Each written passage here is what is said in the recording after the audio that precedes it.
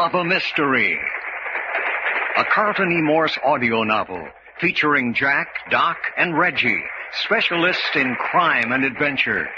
Now following the northwest trail of a missing millionaire, a killer cougar, and the Phantom Castle.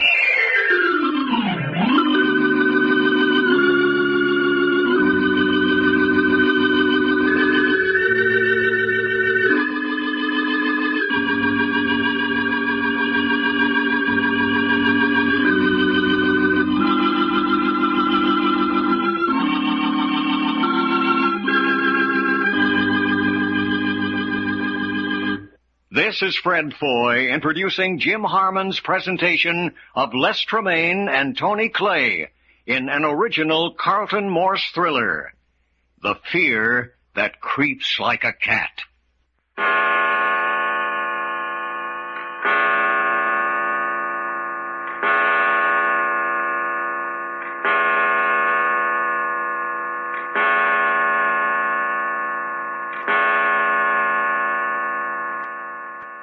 6 o'clock in the evening in the Phantom Castle on one of the myriads of tiny islands off the west coast of Canada, Jack, Doc, and Reggie's million-dollar manhunt in an attempt to find Alexander Archer has ended with the three of them prisoners of Richard Cooper and his gang. The three have vanished from the outside world exactly as other investigators who have hunted Alexander Archer have vanished.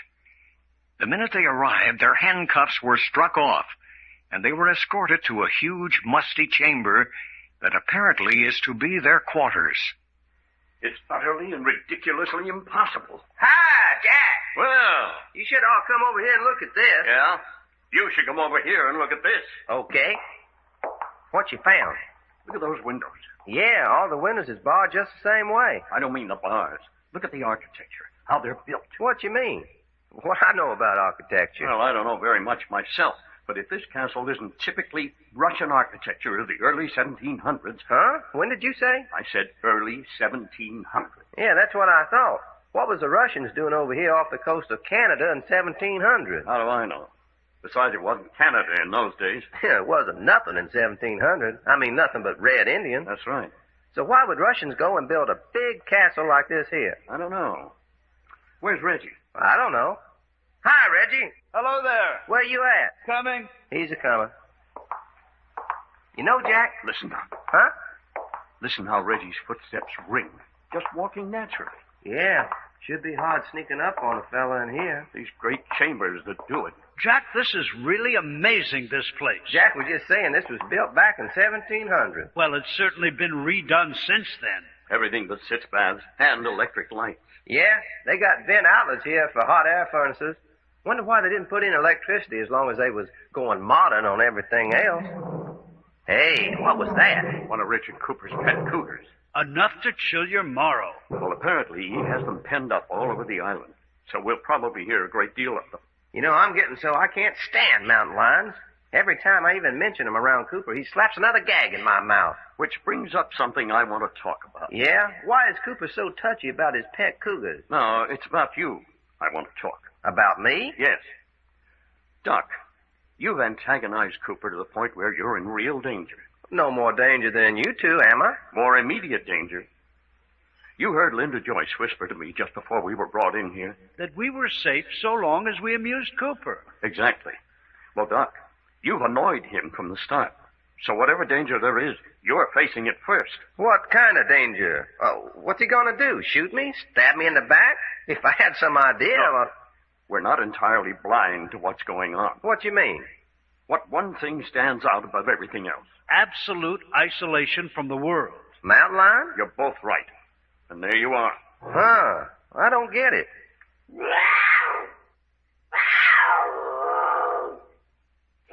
Doggone, I wish he wouldn't do that. These are the facts that we know. We've been kidnapped and brought to an island of which the world is utterly unaware. It seems that other men have been brought here and have never been heard of again. You're giving me goosebumps, but go on. Our captor, Richard Cooper, is a highly intelligent man. He claims great interest in the psychology and philosophy of medicine.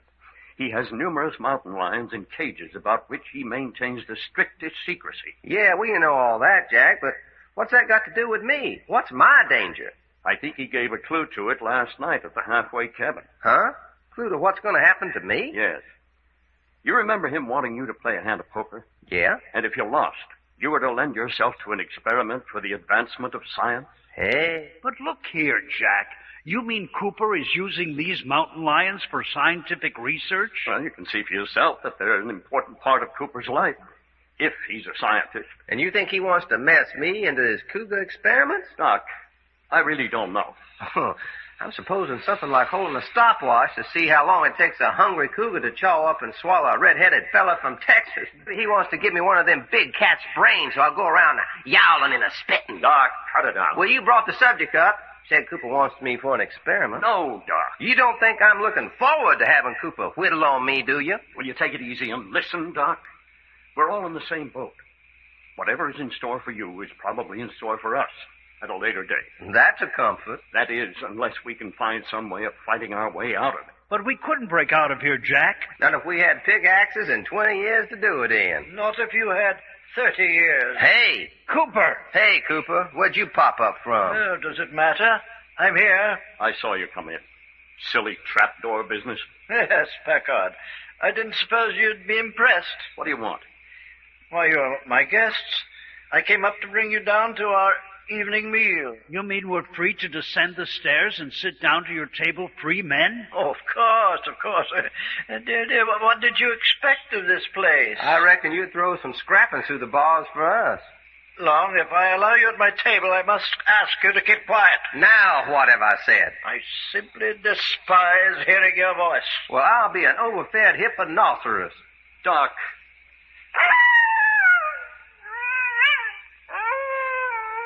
Shall we go down then, gentlemen? Isn't that half dog, half wolf howling? Oh, yes. That's Prometheus. We tie him up at mealtime. He resents it.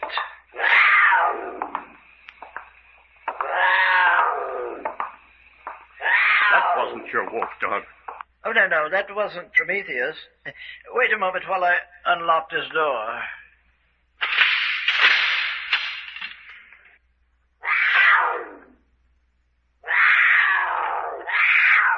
Oh, that fellow seems to be a trifle hungry. All right, gentlemen. Wait for me, please. We'll all go down together. Now, follow me, please. This is rather remarkable, Cooper. What's to prevent us from turning on you and making you our prisoner? Oh, no. Why not? In the first place, men with loaded rifles are watching you. Will continue to watch you, except when you're locked up in your own quarters. Hey, that sounds silly. It isn't, though. I spotted one of them already. That's the immediate reason why it would be foolish to attack me.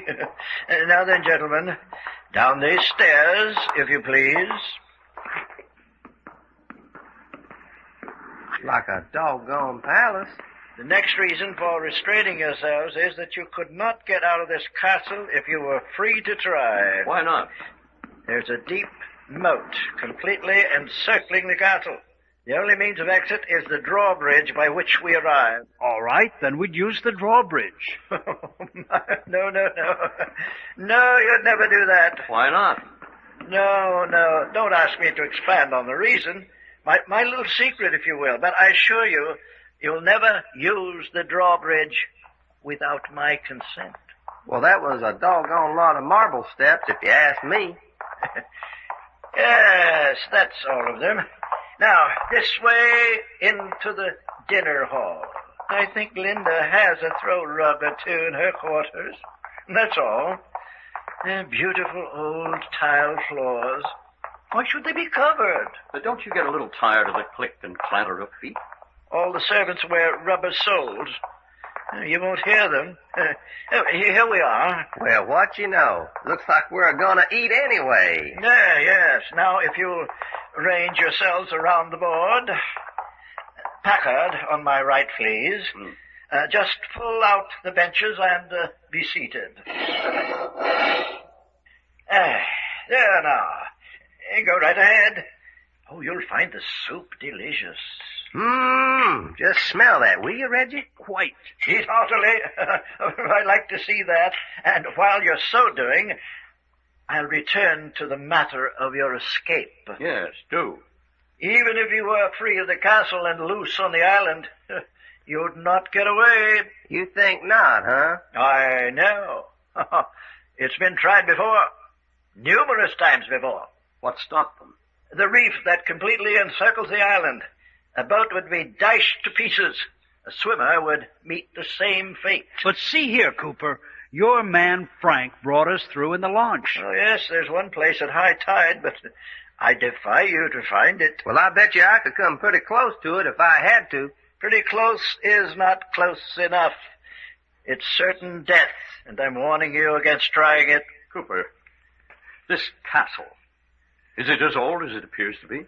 Oh, yes. Early 18th century. Then why doesn't the world know about it? The world forgot about it nearly 200 years ago when it sank into the ocean. You're really being serious about that? Oh, yes, it's the truth. Less than 50 years after this castle was completed by a Russian nobleman, the entire island sank, castle and all. Oh, there's history to prove that. But when did it reappear? I don't know, but when I first saw it about 35 years ago, there it was, a great ruin entirely covered with mold and vines. 35 years you've known about this place. Oh, yes. Another man and I discovered it on a fishing trip. We saw its possibilities and immediately set to work restoring it with numerous modern facilities. Cooper. Yes? You said there were two of you. Oh, yes, that's right. Of course, we had the help of many dependable men. I'm only interested in this other man. Was he Alexander Archer by any chance? Why, yes, now you mention it, it was. Hey, fella, if Archer's half owner of this here castle... Quiet, Mr. Long. But doggone it, Archer must be right here in this castle now. Don't make it necessary for me to gag you before this meal's over. But Cooper, what's so out of the way about that? What Long said was perfectly obvious. It's obvious that Alexander Archer's in this castle. Yes, and I detest hearing the obvious expressed. Jack, then we found Archer? No, you didn't find him. I brought you to him. Still, we found him. Several other insurance investigators had the same honor, but dear, I'm afraid it did them little good. I wonder if you're telling the truth. Mr. Packard, I don't lie. I want to see Archer with my own eyes. Would you know him if you saw him? I would. Well, when do I see him? I'm afraid that's impossible. Why? Alexander Archer's a very sick man. I don't think he's going to last much longer. Sick? But Jack, if he dies, then the insurance company is out the $1 million. Oh, yes. I'm afraid my old friend hasn't much chance. Are you murdering Alexander Archer? Oh, dear. Such unpleasant conversation. Well, you admit doing away with them insurance investigators, don't you? Oh, yes, Long. I'm afraid I do. What happened to them? What'd you do to them? The same thing that's going to happen to you very shortly now, my talkative friend.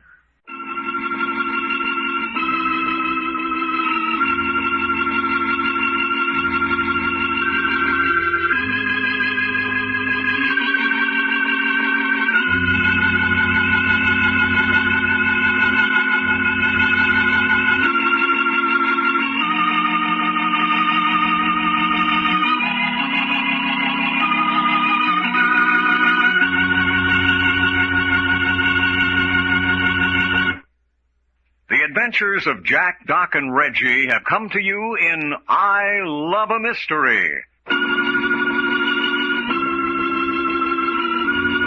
Created and written by Carlton E. Morse. Scripts copyrighted by Morse Co. Incorporated. Produced and directed by story editor Jim Harmon. Featuring Les Tremaine as Jack Packard and Tony Clay as Doc Long. Consultants Frank Brzee and David Lloyd. Your announcer, Fred Foy. This presentation has come from Hollywood.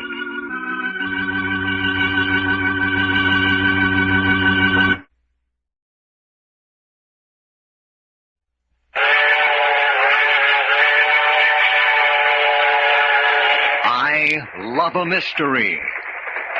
A Carlton E. Morse audio novel featuring Jack, Doc, and Reggie, specialists in crime and adventure.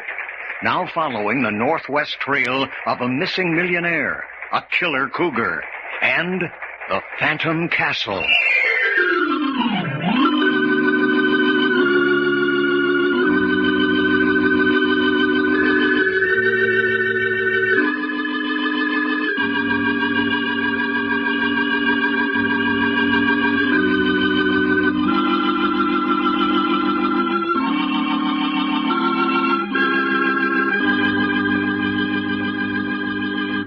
This is Fred Foy introducing Jim Harmon's presentation of Les Tremaine and Tony Clay in an original Carlton Morse thriller, The Fear That Creeps Like a Cat.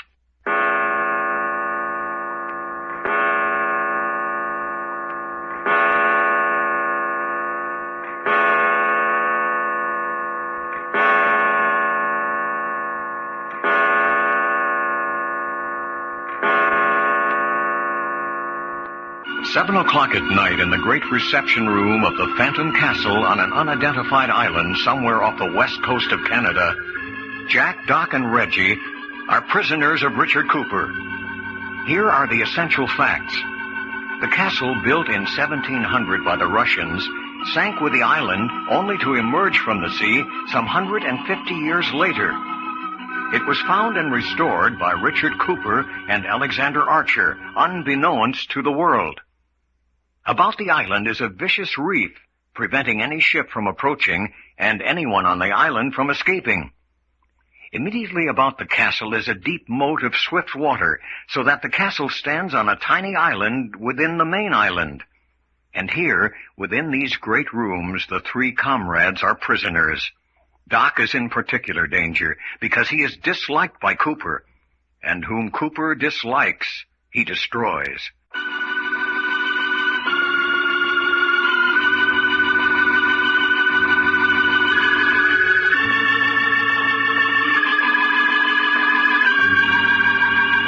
And their captor host have just finished dinner and have retired to the great reception hall. Well, that was a very good dinner, Cooper. Oh, thank you. Thank you. How was it that Linda Joyce didn't dine with us? Oh, she prefers to eat in her own quarters. Do sit down. Sit down, all of you.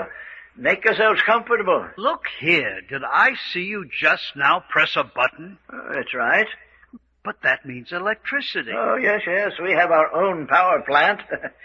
A little bit incongruous in an ancient castle, I admit, but still we have it. Then why not electric lights?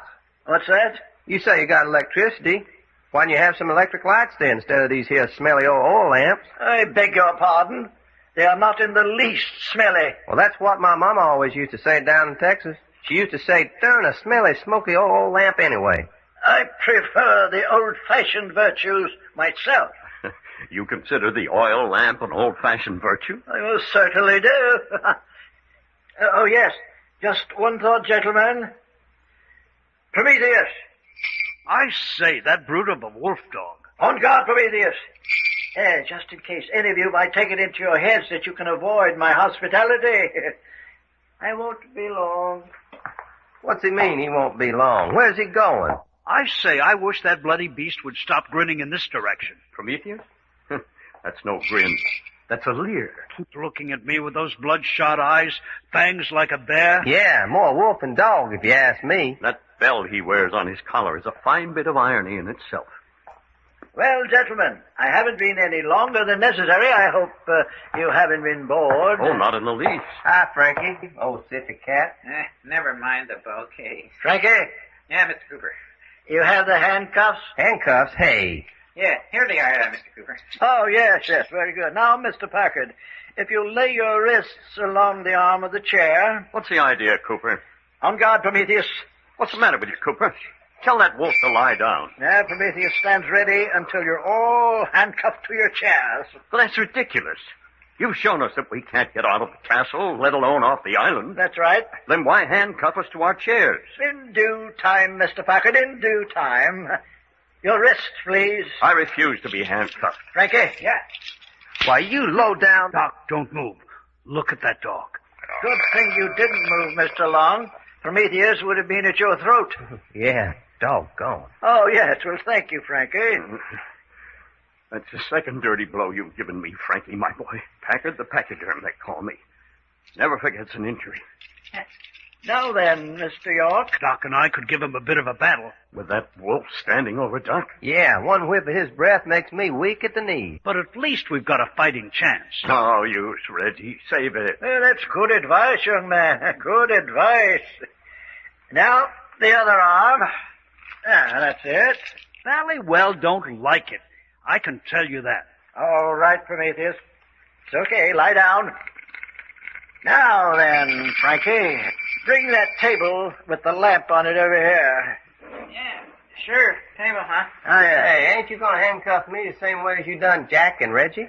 Oh, that's right, Mr. Long. Oh, yeah? But look here, why not? Aren't you enjoying your special privileges? That's it, Frankie. Put the table right down here between us. Yeah. Look here, Cooper, I don't know what's going on, but could I ask one favor? Oh, what's that? Call off that wolf dog just long enough for me to get one crack at that polecat's mug. What about it, Frankie? Sure, why not?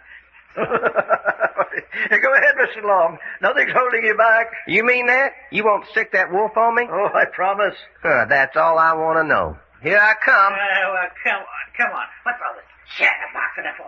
Why not you come, huh? Yeah, that's what I said. All right. You asked for it.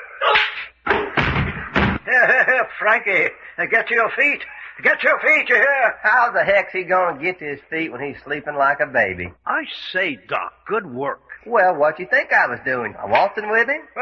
Well, this is interesting. Yes, sit down, young man. Sit down. Why should I sit down? Huh? Yeah, I just knocked out Frankie, didn't I? What's going to keep me from treating you the same way? What is? Yeah, what is? Why, Prometheus here, I think. Oh, yeah. Lie still. Now then, will you sit down, please? Yeah, okay, sure. Now then, my boy, we're about to enjoy that little hand of draw poker we missed out on last night. Poker? Oh, yes. And here are the cards. Now, wait a minute, Cooper. Quiet, Packard. You're not concerned in this. Now, just wait a minute, Cooper. I ain't said I'd play you a game of poker. Oh, but you will, of course. Well, I don't know whether I will or not. I think you will. Now then, sit down and shuffle the cards while I explain the wager. No, sir. I ain't touching them cards till I hear what we are playing for. It's to be draw poker. Yeah? You are scheduled to be a part of a scientific experiment of mine. Don't listen to him. Quiet, please. There's no way out for you. You're my prisoner, and I shall use you any way I see fit. What's that got to do with this poker game? Oh, just this. You're going to gamble with me on how soon the experiment takes place. Do what? Yes. Yes, instead of money, these poker chips represent hours. Hours, huh? Ah. 24 chips, 24 hours. Oh, yes. At this moment, you are 24 hours away from your fate. Every chip you lose brings you 1 hour closer to the experiment. Every chip you win from me adds 1 hour to your life. You mean if I keep on winning chips from you, I keep adding hours to my life? That's right. And when I win all the chips in front of you, what happens?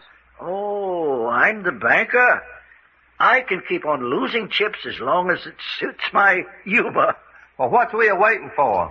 This is right down my alley. But remember, if you lose your stack, when those 24 chips are gone, it's the end. Start dealing the cards, Cooper. Win, lose, or draw. This is going to be one rip-snorting poker game.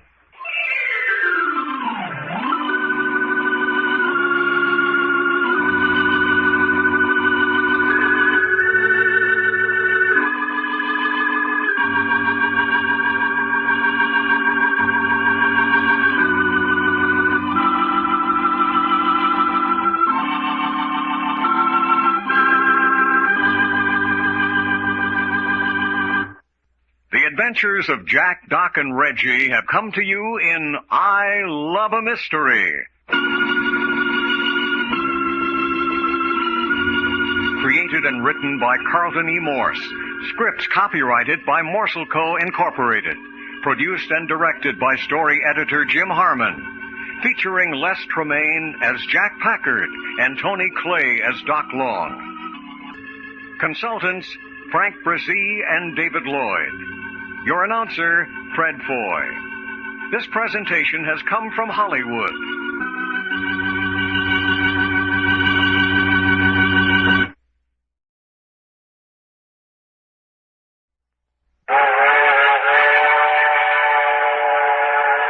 I Love a Mystery.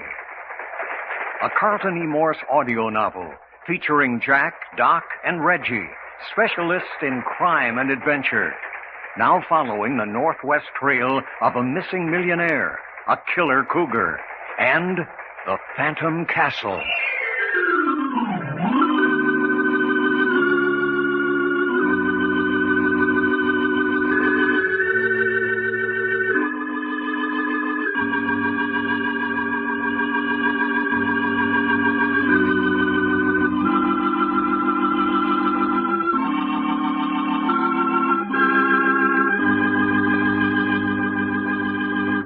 This is Fred Foy introducing Jim Harmon's presentation of Les Tremaine and Tony Clay in an original Carlton Morse thriller, The Fear That Creeps Like a Cat.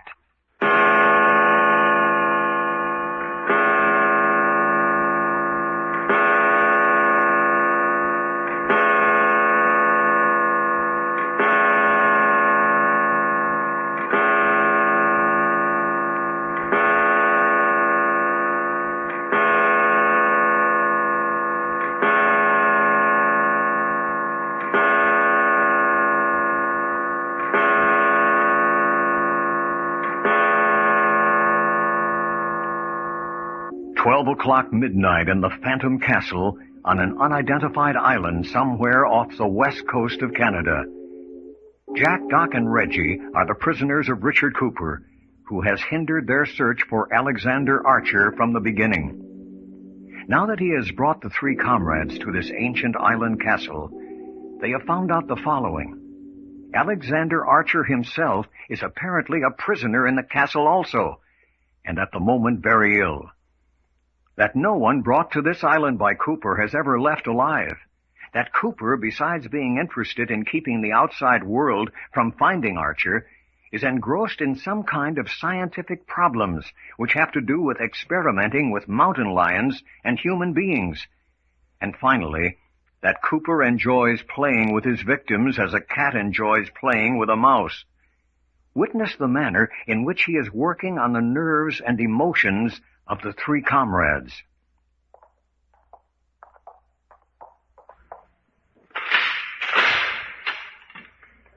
Now then, inside with you. But Jack, take it easy, Reggie. Come on. Good night.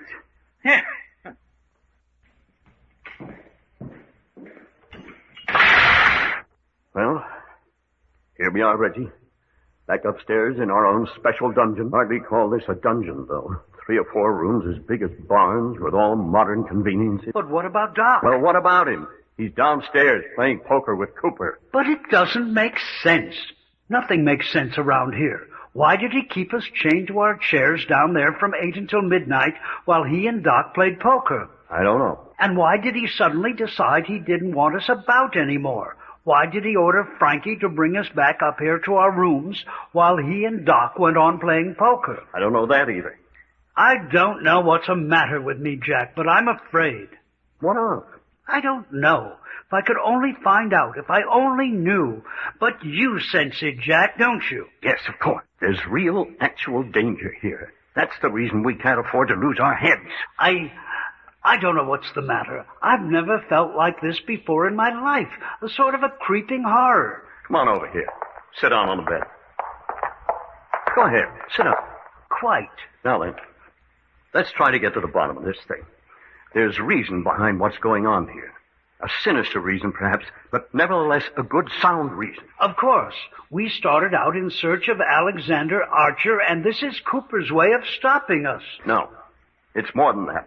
We've had proof that Cooper doesn't gag at murder. So if he simply wanted to stop our search for Archer, why didn't he kill us in Port Forest? No. There's something more. The man's insane, in my opinion. No, he's not. No. Cooper's deadly sane. As a matter of fact, he's so sane. Listen to that. They're not pets. They're part of something he's doing, something that's very important in his life. If we could find out what that is. I don't like it. You hear? I don't like it. Listen. Let's analyze what Cooper's done to us so far. Let's see if it doesn't make sense somewhere. Quite. I know I'm acting like a bloody blighter. First, he kidnaps us and goes to a great deal of pains to make sure we're completely disappeared out of the world. Quite. We're as non-existent as Jake Sims' body after Frankie threw him in the underground river. That's number one. He's made us feel utterly in his power. Now, number two. He brought us to a heavily wooded island, in the midst of which is this great, evil-looking medieval castle. Phantom Castle. Sank 2 centuries ago and then arose after lying on the bottom of the ocean all those years. So he says. I want more proof than his word. He says there's a history. No matter where it's been the last 200 years, the matter of its presence here in this wilderness is too fantastic. We're not only lost to the world, but we've been plunged into a sort of nightmarish fairyland. Land of monsters, screaming panthers, great wolf dog with bloodshot eyes and wicked fangs. Old man Cooper playing with us like a cat with a mouse. There you've hit the key to the whole business. He's a sort of god in this world. We're merely something to amuse him. He can poke us with his finger and watch us wriggle. When he's tired, crush us under his heel. But that's mania, Jack. Wanting to be God, to subjugate his fellows. That's insanity. He likes to dominate, yes, but his real purpose is something else, something scientific. Haven't you noticed how he keeps referring to the advancement of science? You mean in connection with Doc? Well, he's fixed his attention on Doc right now, yes. That crazy mad poker game. Doc down there playing for his life. Each poker chip representing an hour in his life. Doc never played better poker. Whatever possessed Cooper to start a game like that? If he really intends to use us for experiments, what's the object of delay? Why sit down at cards and tell your victim that every poker chip he can win represents another hour of reprieve for him? Well, in the first place, real gamblers like high stakes. But Doc's life? He's down there sweating agony right now, but if he ever gets out of here, this will be the one poker game above all others. I think Cooper is enjoying it just as keenly. You don't think Doc is in any immediate danger? Not now. Remember what Linda Joy said? As long as you amuse Cooper, you're safe. Well, I think Doc's giving him the time of his life. I hope so. When Cooper had us handcuffed to our chairs down there, I thought something beastly was about to happen. Hold it. All right. Come in, Doctor. Hello, Linda. All right, guard. Close and lock the door. I'll pound on it when we're ready to come out. Evening, Jack. Reggie? Righto. Late evening. Midnight, anyway. Well, Mr. Cooper thought you boys might like to meet his assistant while he and Doc are finishing up their poker game. Oh, they are finishing it up. Huh? Yes. They're almost through. Dr. Thorne, I want you to meet Jack Packard. Mr. Packard. And this is Reggie York, Mr. Thorne. Oh, yes. Yeah. Oh, he'll do. I'll do for what, Dr. Thorne? What? Oh, yes, I see what you mean. Just talking out loud. Perhaps you were, but I don't care for what you said. Oh, come on. Let's try to get along. Everyone sit down. Thank you, Miss Joyce. You say Cooper thought we'd like to meet Dr. Thorne? Yes, he's Cooper's assistant. Assistant in what? By his scientific investigations, of course. Specifically, just what is Cooper investigating? What field of science is he so interested in? Linda, I was under the impression these men were informed. Well, you know how it is. Cooper was supposed to have told him, but I guess he didn't. Very definitely he didn't. Oh, yes, I see. So, supposing you break down and tell us yourself. If you wish, we are particularly interested in the sensation of fear, terror, especially as it is expressed in the human mind. Fear? Terror? That leaves a lot to be explained. There's a very interesting experiment going on downstairs at this moment. You mean that poker game? Right. I was down watching a few moments ago. Extraordinary how much zest and vigor your friend Doc shows, even after 4 hours of steady playing. Oh, mind clear as crystal. Quick decisions, muscular reaction above normal, and all this because the man is playing for his life. Every fiber of mind and body are lashed to superhuman efforts by fear. You mean Doc really is playing for his life? That business about each chip representing an hour? Oh, positively. The number of hours until he participates in the more serious experiment, I may almost say in its final experiment for us, depends on the number of poker chips he has in front of him at the end of the game. And when does the game end? Let's see. Yes. 5 more minutes. 5 more minutes, isn't it, Miss Joyce? Yes. This man isn't being funny, Linda. Funny? He's perfectly serious about everything he's saying. Oh, I assure you he is. I wasn't sure. He spoke so glibly about using Doc in one final experiment. I assume you mean by that the experiment will lead to his death. Almost certain to. So you have joined Cooper in the butchering business? I beg your pardon? Murder. Butchering your fellow beings. Miss Joyce, that's this man talking about. Well, after all, Dr. Thorne, you can't expect victims to look upon you as a very high type of individual. I am a scientist. Sure, but no one likes to die, even at the hands of a scientist, even for so noble a cause as the advancement of science. The layman has a most peculiar point of view. Dr. Thorne, if Mr. Cooper was to throw you to his pen of mountain lions... Miss Joyce. Oh, all right. Did you say throw him in the den of mountain lions? Oh, just a rather gruesome figure of speech. May I ask you a question, Dr. Thorne? Certainly. You say you and Cooper are studying fear and its reactions on the mind and body of human beings. That's right. Then what are the mountain lions for? I'd rather not talk about that, Mr. Packard. Why not? They're a part of your experimental work, aren't they? Yes, they are that. Well, then, why so hesitant to talk about them? I thought all true scientists were eager to discuss their work. Listen. Prometheus is howling. That means Cooper's tied him up for the night. And that means the poker game's over. Yes. Well, then, Doc will be up here in a minute. I don't know. Why not? What do you mean you don't know? Why, I imagine it will depend on how many poker chips he had left at the end of the game. That was the understanding, wasn't it? He began with 24 chips, which represented 24 hours. Every chip he won from Cooper added another hour to his existence. And with every chip he lost deducted an hour? Oh, yes, that's right. If he lost all his chips, I don't think you'll see your friend again. Linda, you can do something about that, can't you? Why? Of course you can. I don't care what happened in that game. I want to see Doc again. But... I won't take no for an answer. I want to see Doc again. You understand? You're being unreasonable, Packard. I don't care anything about reason. I want to see Doc. Are you going to take us to Cooper? It's no use, Reggie. If Cooper's decided... Dr. Thorne, you're a dead man unless... Hold it. Hiya, folks. Here I am. Hey, Reggie, you ain't a-choking that fella, are you? I was. Well, doggone. Close the door, guard. Everything's all right. Oh, you're back with us for the night. Why, yeah, sure. Why? Well, we were just getting a little nervous. Hey, you didn't think I lost in a poker game, did you? We didn't know. Shucks, no. Looky here. 32 poker chips. 32. Count 'em, folks. Too bad it wasn't 132. Nope. Cooper was too smart for that. Doggone smart poker player. But you're satisfied then? Sure. 32's better than a kick in the teeth, I always say. That's it, then. 32 hours to live. Well, what the heck? I can do a lot of living in 32 hours. Doggone if I can't.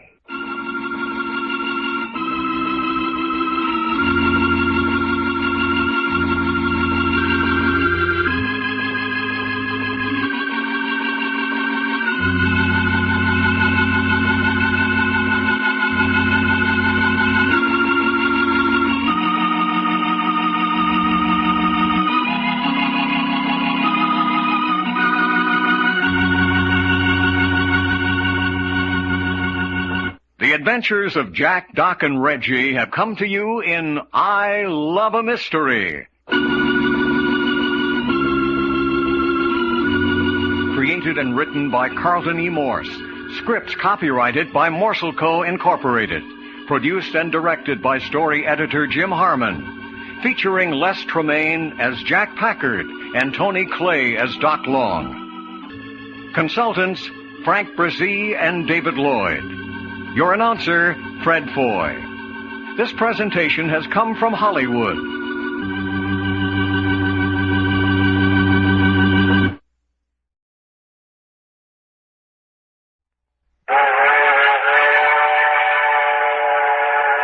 I Love a Mystery. A Carlton E. Morse audio novel featuring Jack, Doc, and Reggie, specialists in crime and adventure. Now following the northwest trail of a missing millionaire, a killer cougar, and the Phantom Castle.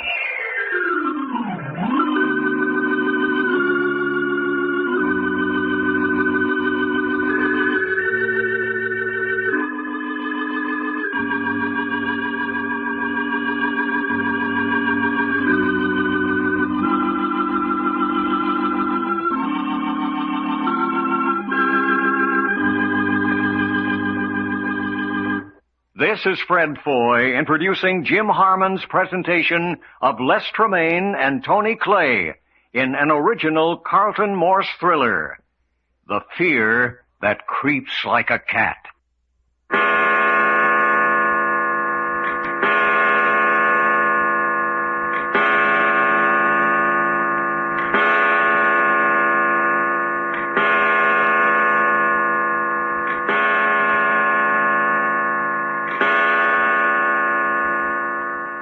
7 o'clock in the morning in the Phantom Castle on an unidentified island somewhere off the west coast of Canada. Jack, Doc, and Reggie are prisoners of Richard Cooper, who uses human guinea pigs in his scientific research into the realm of fear and terror. Last night, they met Cooper's assistant, Dr. Thorne, who told them that they were to be used in combination with mountain lions for the purpose of further research into the field of human terror. The manner and method of the experiment have not been revealed. All that seems certain is that Doc is to be the first victim, and that he is to face whatever is in store for him 32 hours from midnight last night. Now at 7 o'clock this morning, 7 of those precious hours are gone. Hey, Jack, Reggie, you folks awake? What's the matter, Doc? You know what them sippy cats done to me last night? No, what? Well, wait till I get my shoes on. I'll come in and tell you. There. Morning, Doc. Listen to my footsteps, will you? Every time I walk around in here, I feel like I'm in a big auditorium. Well, it's big enough for an auditorium. What's your trouble? Well, you think there's trouble? Well, because you're up and dressed at 7 in the morning, that isn't natural. Well, Jack, you know what that passel of polecats done to me last night? After we went to bed. Every hour, all night long, one of them guards come in and woke me up and made me give him one of my poker chips. What's that? I swear to my grandma he did. But I don't get it. What is the object? Didn't say. Just come in every hour and took one of them poker chips. You get it, Jack? Yes, I'm afraid I do. Then do a little explaining, will you? You came up to bed last night at midnight with 32 chips you won in the poker game. That's right. And each chip represented an hour. Yeah, 32 chips, 32 hours I had to go until they're going to perform some kind of experiment on me, according to Cooper. Well, don't you see? Each hour they took a chip away from you, one of your hours gone. How many chips you got left? I don't know. I'll go get them and look. But, Jack, that's childish. What's Cooper's objection? Not so childish. Cooper knows his psychology. He's trying to create fear in Doc. Oh, look here. He knows that watching those chips disappear one by one, actually seeing his numbered hours slipping away, will have a much more potent effect on Doc's nerves. Hold it. He's coming back. Yeah, they took 7 chips away during the night. That leaves me 25. Silliest darn thing I've heard of yet. Taking a chip every hour when they could just as well be taking all 7 of them this morning. Didn't bother you any, though. Well, it made me pretty darn sore, him a waking me up that way. When you reckon they'll call us down to breakfast to bring us something up here, whatever they do for eat? Doc? Yeah? Look here, old fella. Do you quite realize what those 25 chips represent? Sure, 25 hours I got left. Well, you're taking it with bally little concern. Huh? Hey, Jack, what's eating Reggie? A little on the nervy side this morning. Certainly I'm on the nervy side.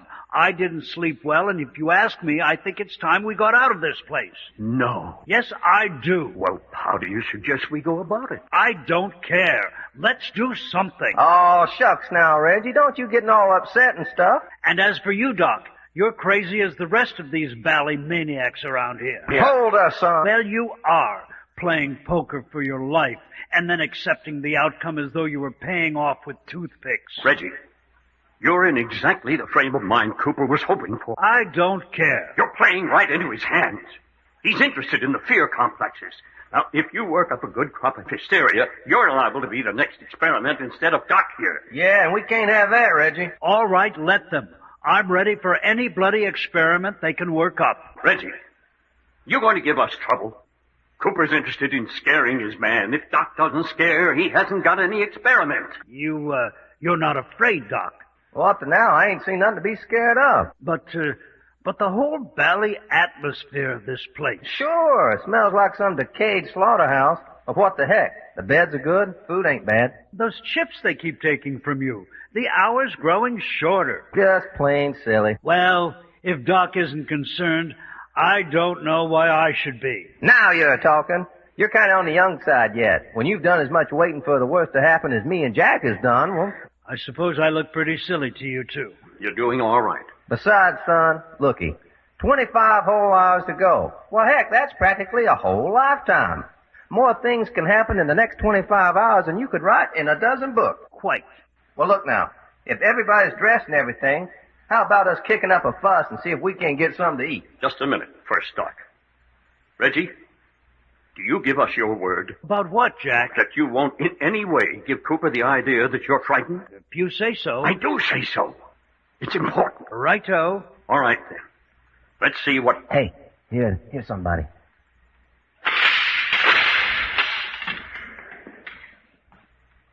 Good morning, gentlemen. Well, if it ain't the old poker player himself. How are you, Cooper? Oh, dear me. So bright and cheerful this morning. Of course I am. Why not? Yes, and I see by my watch that it's time you turned over another of those chips to me. Yeah, another hour gone, sure enough. I'm afraid it has. Well, then I reckon I got to kiss another old chip goodbye. Here you are. Oh, thank you, thank you. Hey, look, Cooper. How about you and me playing another game of poker tonight? What's that? Yeah, my stack of chips is kind of dwindling. How about giving me another chance to build it up again?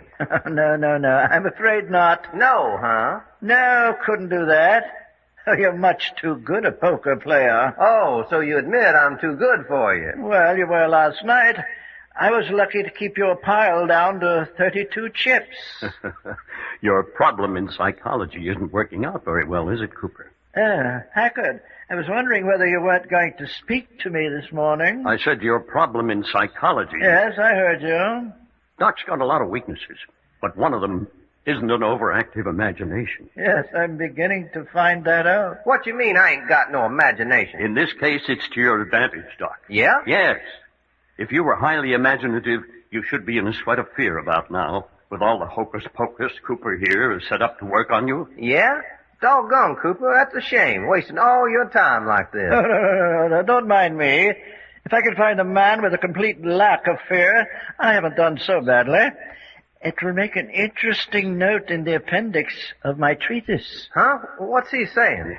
Looks like you're to be an interesting note in his appendix. Appendix, huh? So he says. Well, I'll tell him one thing. He won't like me in this appendix. He's got to need an appendectomy the minute he puts me there. You see, Cooper, he's scared to death. Senseless conversation. Senseless. What's the matter with you, Mr. York? I say. Hunger. What about some breakfast? Bit morose, aren't you, young man? Quite. Always out of temper before I've had my coffee. Yeah, when do we eat? Food. Oh, yes, of course. Food. But I came up to see if you wouldn't like a little exercise before breakfast. What sort of exercise? Walk about the island? Well, that's not a bad idea. Yes, you've had little opportunity of seeing anything but the inside of the castle so far. You mean you'll take us across the moat onto the main part of the island? Yes, that was my thought. Good. Let's go. Yes, just a minute. You'll allow me to slip on the handcuffs first. Well, what's that for? You said there was absolutely no way for us to escape from the island. Yeah, you said we'd be killed if we tried to cross the reef that circles around this island. True. But you might try it just the same. Well, that would be our hard luck, wouldn't it? No. 3 fine specimens. Mustn't take a chance of losing any of you. Besides, once out into the fresh air, you might take it into your heads to attack me. Oh, that'd be silly if we couldn't escape from the island. Nevertheless, you might do it, and I'm too old a man to be knocked about. Put your hands behind you, gentlemen. No, I absolutely refuse. Yeah, now, that's not at all friendly. I tell you I won't. Not under any circumstances. What's the matter, boy? Reggie. Yes, Jack. Put your hands behind you. Put your hands behind you. Quite. Yes. Now, that's better. Here, no use to clench your fists like that. There. Now, Mr. Long. Sure, clip 'em on. It's getting so I don't feel natural without these here cuffs on. Now, you, Packard. Go ahead. But, Jack, we could have bashed this chappie right here and now. You think so? Look at the guard at the door. Yeah, and that elephant gun of his would have blown a hole in you so big. Yes. Friendliness, good feeling. That's the spirit. Now then, are we ready? Yeah, come on. Let's get started on this sightseeing tour. Very well, gentlemen. Follow me. Now then, down these stairs to the drawbridge. There now. Open the door, guard. Dr. Thorne will be waiting for us on the other side of the drawbridge.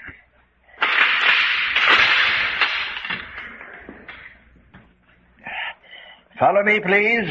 This Dr. Thorne fella gonna take this sightseeing trip with us? Oh, yes. How about Linda Joyce? Now, Hey, what you leaving her out for? Don't she like to go for walks before breakfast, too? now then, gentlemen, we'll lower the drawbridge. Yeah, there she comes. Yeah, but what started? What's making it come down? No, you don't. That's my secret.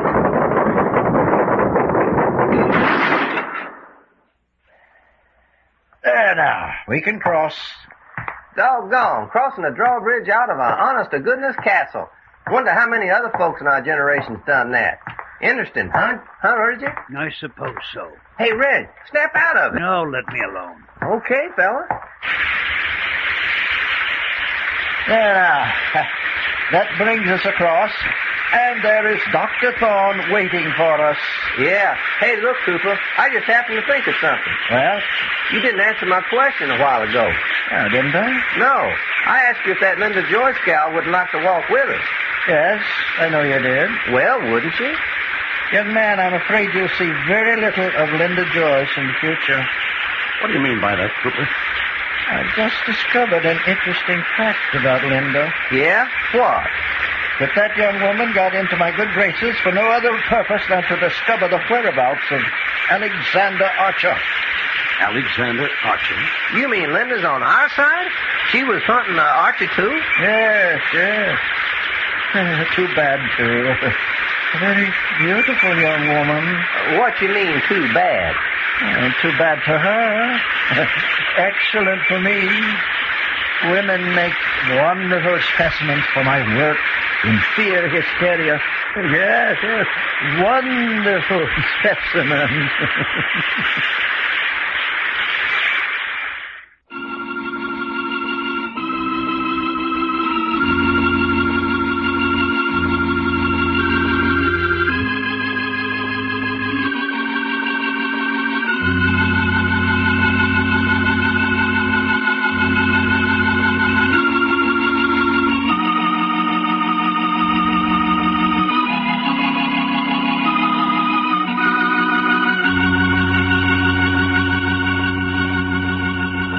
The adventures of Jack, Doc, and Reggie have come to you in I Love a Mystery.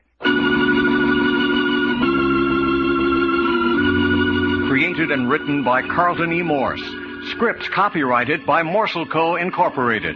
Produced and directed by story editor Jim Harmon. Featuring Les Tremaine as Jack Packard and Tony Clay as Doc Long. Consultants Frank Brzee and David Lloyd. Your announcer, Fred Foy. This presentation has come from Hollywood.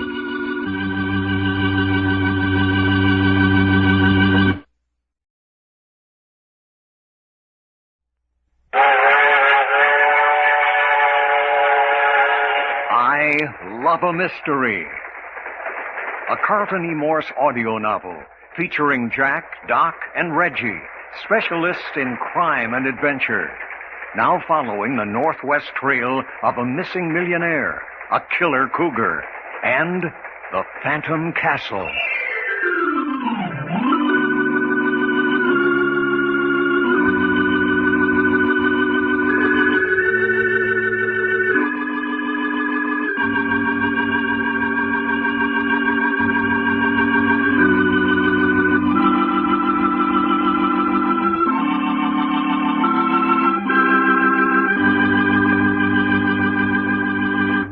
This is Fred Foy introducing Jim Harmon's presentation of Les Tremaine and Tony Clay in an original Carlton Morse thriller, The Fear That Creeps Like a Cat.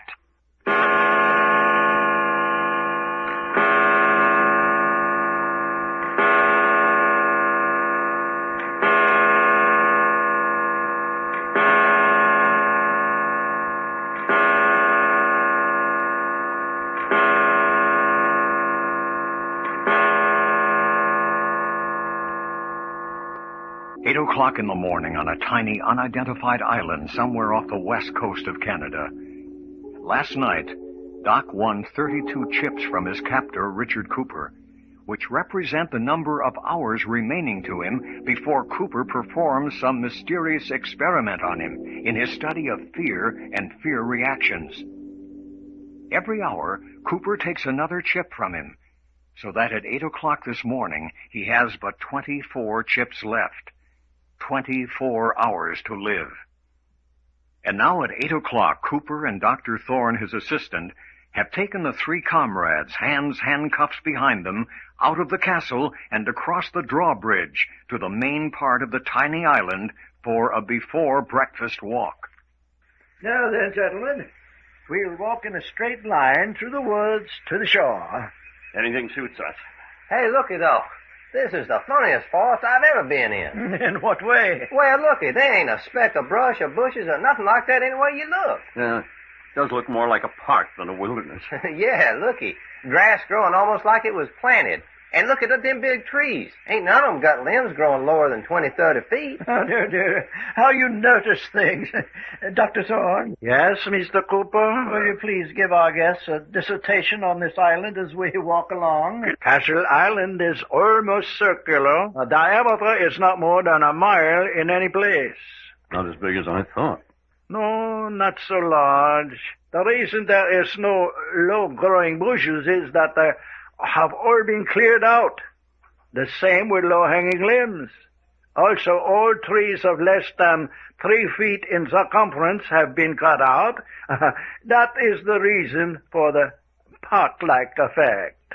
There was a reason for this? Reason? I mean, any reason except for beautifying the island? Ah, very astute question. Dr. Thorne? Yes, isn't it? Well, then there is a reason. I can assure you there is, but go on, Dr. Thorne, come on. Yes, the castle sits almost in the center of the island. The tiny river that brought your launch yesterday from the ocean to the castle is nothing more than a small inlet. Not really a river at all. It furnishes water for the most about the castle and comes to an end just back of the castle. Hey, look. What's that flashing through the trees over yonder? What's that? Where? Can't see it now. Look like the shadow of some animal or something. That must be Prometheus. Yes. Here, Prometheus. Come here, boy. You mean that wolf dog runs loose out here? Oh, yes. This is his playground. There he is. Yes. Come here, Prometheus. That's it, boy. To heel. Why do you keep that bell on him, Cooper? Oh, he never makes a sound. That's how I know when he's about. Don't make a sound. Man, I sure heard him whooping it up last night. Oh, yes, when he's tied up. Never when he's loose. It's the wolf in him. Now then, if you'll notice the huge trees, you can see the ocean already. Yeah, I see it. We're going down to the beach. Yes. See here, Packard. What's the matter with Mr. York? He hasn't said a word since he began this stroll. Leave him alone. He's just in a mood. That's interesting. Is he inclined to moodiness? Seldom. But when one comes on, it's a blank one. Can't get a word out of him. It's too bad. I don't like sulkiness. I think I can give you the reason, if you want to know. Oh, certainly I want to know. It was what you said about Linda Joyce. Linda Joyce? What's his interest in her? Well, do you have to be interested in a girl to feel squeamish over her prospective murder? Oh, now see here, Packard. Well, isn't that what you indicated? Didn't you say that she was to become one of your experiments? Dr. Thorne, these young gentlemen simply can't get it through their heads that sacrifice in behalf of the advancement of science is not murder. You bet we can't get it through our heads. The snuffing out of life is murder only when it is done wantonly, when life is wasted to no purpose. That may be your interpretation, Dr. Thorne. It's not ours. No? Murder is the taking of a human life, under any circumstance. Dear. Then you call legal execution murder? You call... You're misinterpreting my meaning to justify what you and Dr. Thorne are apparently doing. But my dear Packard... I don't want to argue with you about it. All I've got to say at the moment is, if you and Dr. Thorne kill that girl, or any one of the three of us, for any of your scientific nonsense, you've a great deal to answer for. You called what Mr. Cooper and I are doing scientific nonsense? I do. Then I have no patience with you. Well, fella, if you think we got any patience with you... By the way, Mr. Long... Yeah? I'm afraid I'm going to have to ask you for another of those poker chips. Hey, you mean another hour's gone already? Oh, yes, I'm afraid it has. My, how the hours do slip by, my friend. Okay, here's your chip. Oh, thank you. Well, I still got 23 chips left. That's right.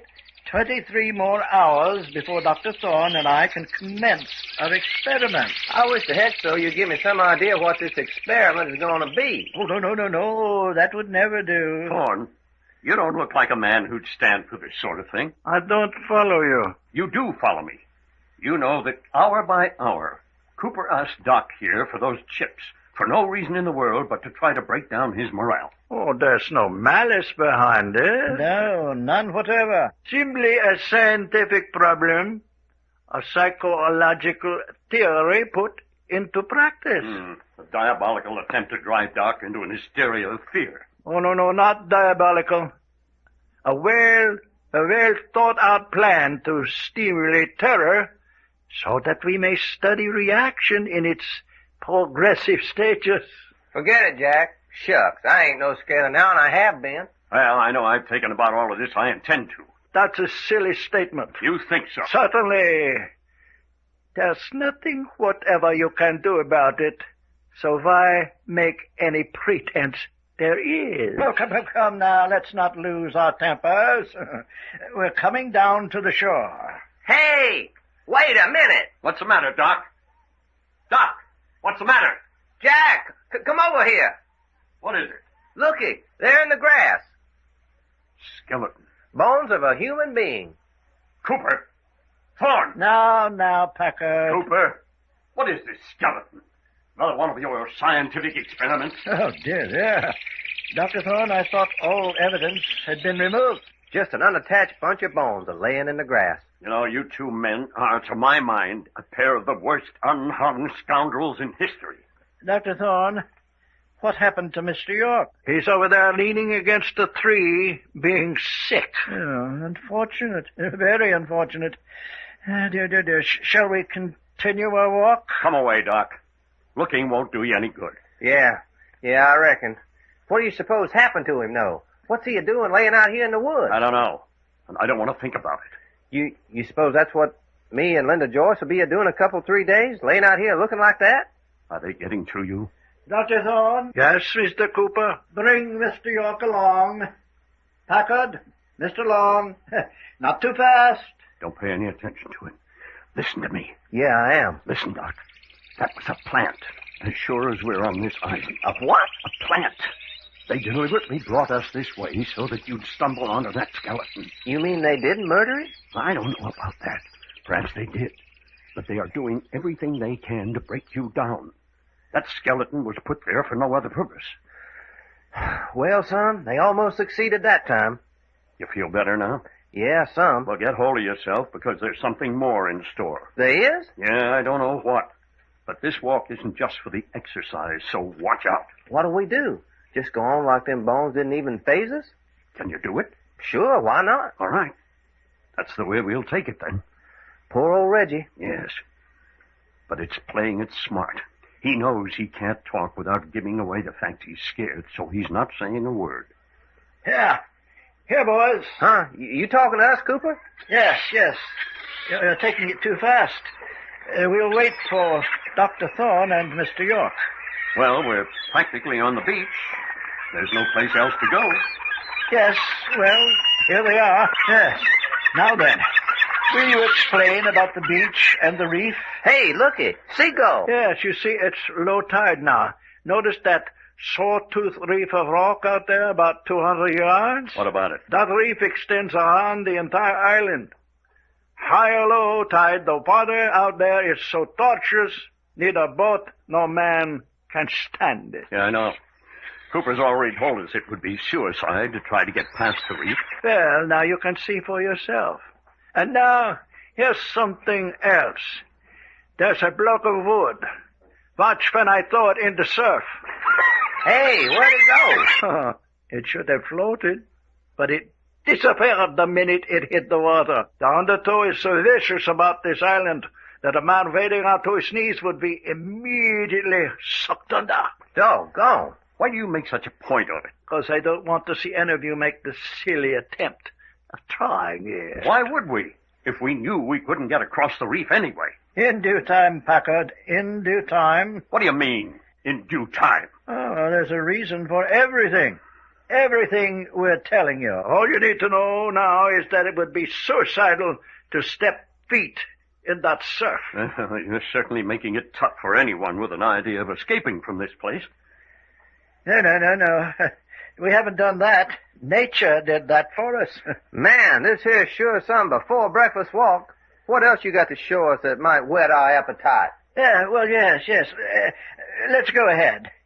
Come along, Prometheus.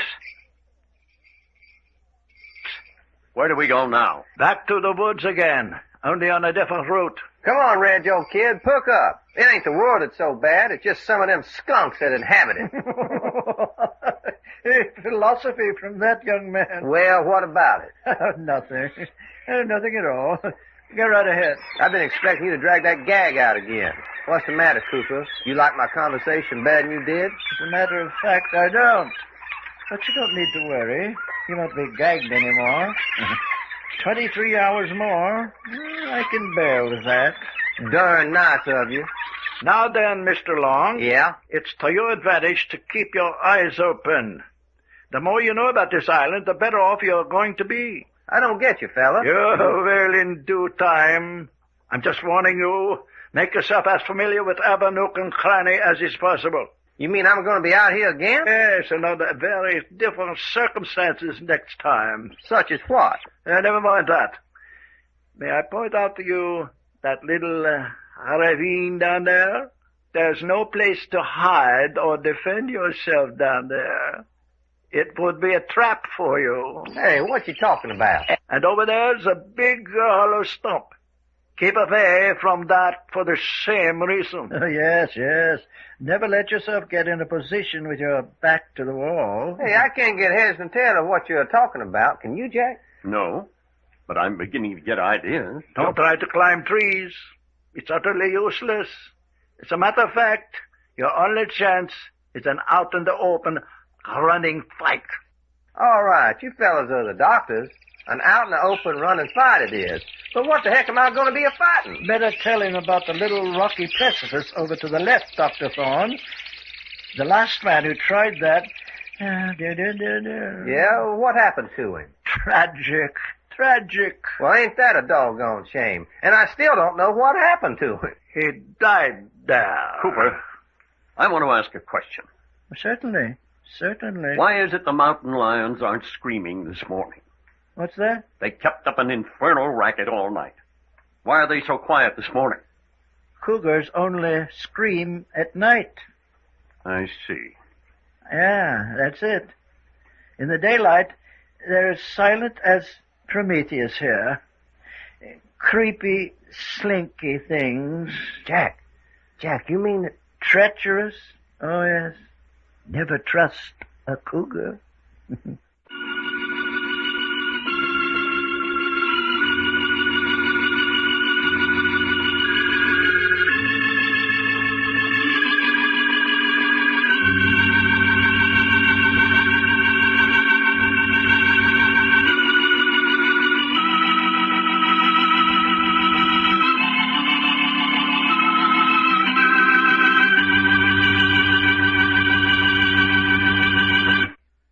Adventures of Jack, Doc, and Reggie have come to you in I Love a Mystery.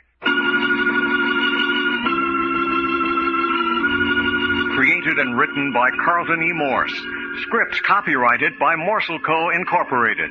Produced and directed by story editor Jim Harmon. Featuring Les Tremaine as Jack Packard and Tony Clay as Doc Long. Consultants Frank Brzee and David Lloyd. Your announcer, Fred Foy. This presentation has come from Hollywood.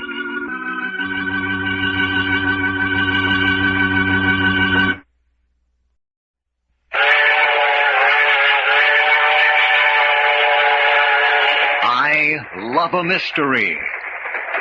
A Carlton E. Morse audio novel featuring Jack, Doc, and Reggie, specialists in crime and adventure.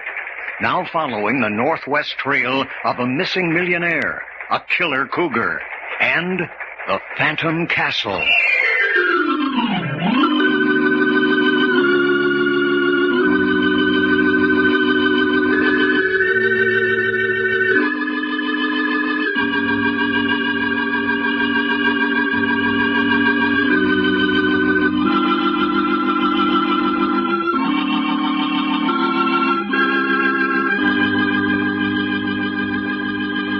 This is Fred Foy introducing Jim Harmon's presentation of Les Tremaine and Tony Clay in an original Carlton Morse thriller, The Fear That Creeps Like a Cat.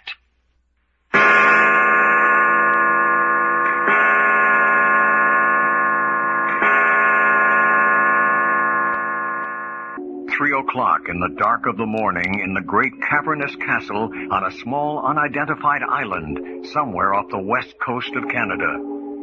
These are essential facts. 1. Richard Cooper is preparing Doc Long for a scientific experiment in his study of fear and fear reflexes. 2. Doc and Cooper played a game of poker, but the chips represented hours instead of dollars. At the end of the game, Doc had 32 chips, which represented 32 hours of reprieve before he faced the experiment.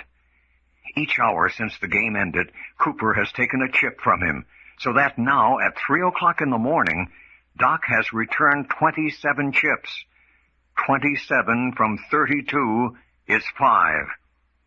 Doc has 5 chips left, 5 hours of suspense before he faces whatever it is Cooper has in store for him. Every hour during the night, someone enters his prison room, awakens him, and takes another chip. Mr. Long? Mr. Long! I say, Mr. Long. Huh? Yeah. Mr. Long, wake up. Huh? Wake up. What's the matter? Well, did I finally awaken you? Yeah, I reckon you did, all right. That you, Cooper? That's right. Come for another poker chip? Yes, another poker chip. Another hour. Yeah. Well, there you are. Now go away and let me go back to sleep. Getting a little bit shy of chips, aren't you? Yeah, only 4 left. Uh-huh. Now looky here, Cooper. There ain't no use you standing there picking on me. I know it's only 4 hours. So why not go away and let me get my rest until them 4 hours is up? But, my dear fellow, aren't you worried? No, do I look worried? My, such perversity. You're in real danger, young man. Serious danger. Don't say. You have every reason in the world to be frightened. Okay, now you had your say. Why, well, I suppose so. Then will you go away and let me get some sleep? Well, we'll have to see about this. Where is Packard? He's sleeping in the other room. You coming in here every hour to get a poker chip from me was spoiling his rest. But isn't anyone worried? Upset? Look, Cooper, we only start worrying about things when we know what we're worrying about. Now, will you be good enough to get out of here? Mr. Long, you're coming with me. I'm doing what? Come. Get up. Put your shoes on. Hey, look, I got 4 hours more. Do you want me to call the guards and have you handcuffed? Oh, all right. Doggone. When's a fella supposed to get his rest anyway? Hurry, get your shoes on. And them darn lions. Why don't you keep your cats quiet at night? Come, you're wasting time. Hey, looky, maybe I should ought to wake up Jack. No. But supposing I insist. Mr. Long, now don't delude yourself. I will shoot on the slightest infraction. Now, come along. Yeah. Guard, close the doors.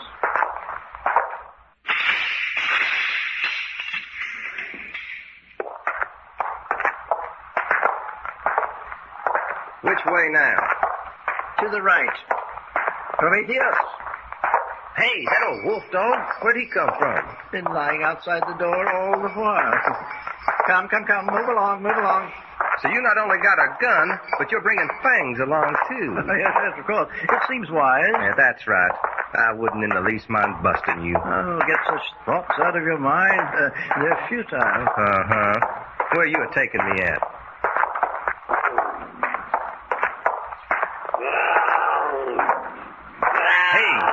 That fellow sounds a lot closer than he did. Yes, he does, doesn't he? You mean we're visiting one of them pens of lions? Now then, take these steps down. I ask you, are we visiting them there lions? Pay attention to where you're walking, young man. What you mean? Can't you see there's no rail on the outside of these steps? There ain't. Why ain't you got some light around here, then? Get close to the wall unless you want to dash your brains out. But I can't see nothing. Only light there is that there lantern you're carrying. Just keep close to the wall. You're all right. Boy, howdy. Hey, we must be right down among them. Yes, we're getting nearer. Hey, ain't we getting down to the ground level? Slightly below. There now. That's all the steps. So this is where you keep your little playmates? Yes, part of them. Hey, what's the matter with that wolf dog? He doesn't like the lions. Yeah, I can understand that all right. Doggone, it's dark down here. Wait, just a moment. Hey, electric lights. That's right. But why electric lights down the basement and none upstairs? We need them down here in our work. Same being what? Scientific research. Scientific research, my boy. Man, I don't like that. There. Here we are. You mean we've reached where you're taking me? Just a minute while I open the door. Who is it out there? Hey, that's a girl's voice.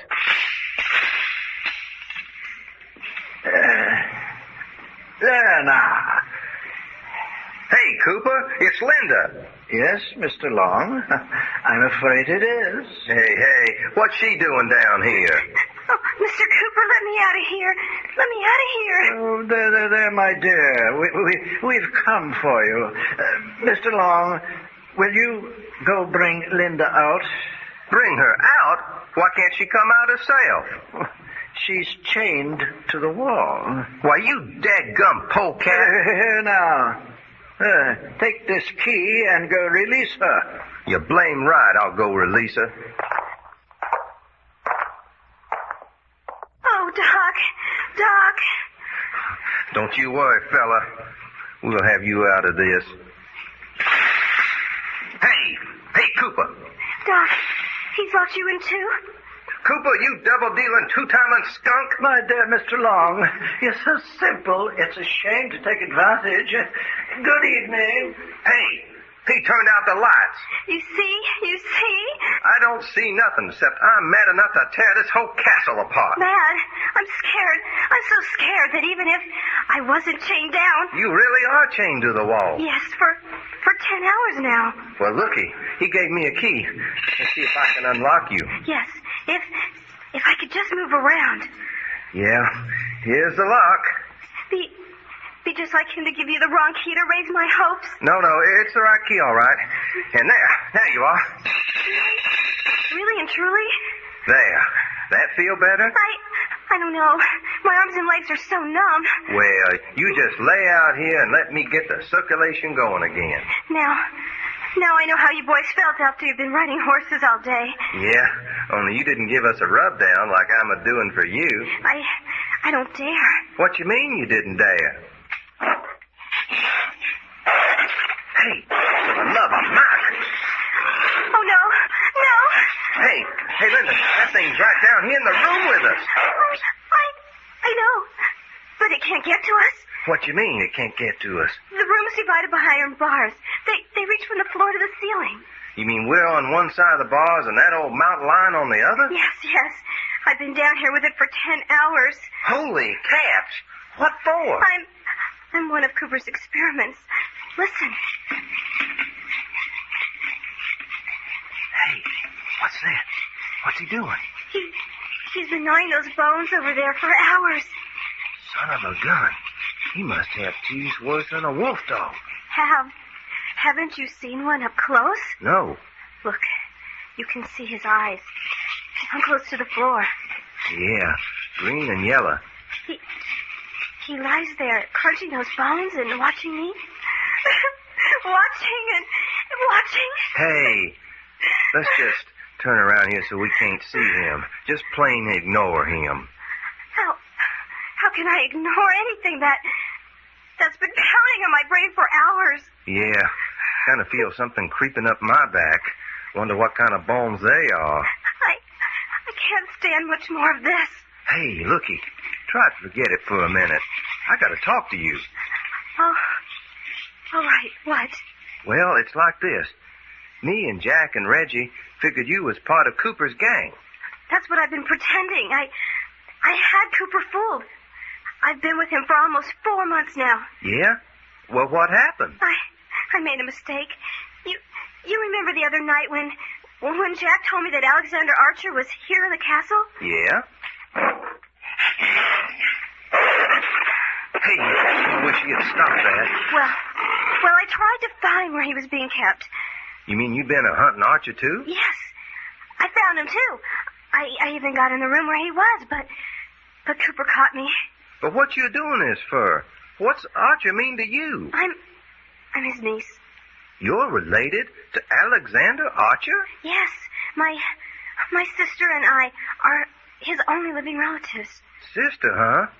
Where's she? You remember the girl who fainted in front of your door at the hotel back on the mainland? Hey, she was your sister? The girl we turned over to the authorities? Yes. I knew she'd be safe with them, so I came on with Cooper to try and find my uncle. Cooper said he knowed Alexander Archer for 35 years. How come he didn't know about you? He did. But he'd never seen us. We were kept in school in Europe since we were little girls. He thinks that's where we are now. He don't know you're Archer's niece, even now he's caught you? No. He thinks I'm just another investigator trying to find my uncle. Well, what do you know? You ain't never been on this island with him before? No, but I know what happens to people who try to find Alexander Archer. I've heard him tell it too often. You mean you know what he means when he says he's going to use us for scientific experiments? Yes. Tries to scare you to death or something like that, ain't it? I think of the first girl he's had. I don't know what he's going to do with me. He ain't going to do nothing to you if we can help it. I don't think anybody can do anything. Look, what can we do down here? Yeah, I've been wondering myself. How many hours have you got left? Well, I got 4 poker chips left. If he sticks to his bargain, I got 4 hours left. And then do you know what's going to happen to you? No, but I wish I did. Oh, stop it! Stop it! Hey, Linda! I don't care! I can't hang on any longer. Linda, stop it. Do you hear? I want out of here! I want out of here! Hey, I hope I didn't hit you too hard. That's all right. What difference does it make? Now, looky, honey. There ain't no use getting all worked up over this. No use getting worked up. You say that. When in 4 hours, you'll be on the island, stripped to a loincloth with one of those things after you. Hey, what did you say? Nothing to get worked up about, huh? Hey, is my hair standing straight up? Well, it should be. If it isn't, all you have is a knife and an 8-inch blade, and you can run and hide or do anything you want. And all the time, that mountain lion will be creeping along behind you on its belly. Hey, but mountain lions are afraid of human beings. They're not if they hadn't had anything to eat for a week or 10 days. And you mean I got to fight a hungry lion out there with nothing on? Funny, isn't it? Hey, cut that out, will you? Very, very funny. Oh, Doc. Doc, I'm so scared.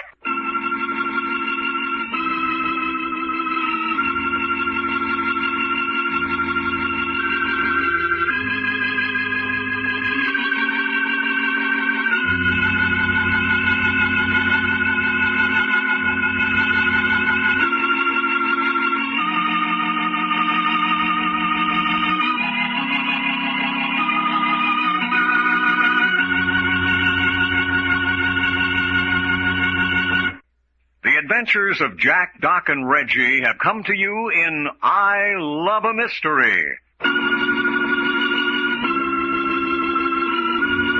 Created and written by Carlton E. Morse. Scripts copyrighted by Morse Co. Incorporated. Produced and directed by story editor Jim Harmon. Featuring Les Tremaine as Jack Packard and Tony Clay as Doc Long. Consultants Frank Brzee and David Lloyd. Your announcer, Fred Foy. This presentation has come from Hollywood.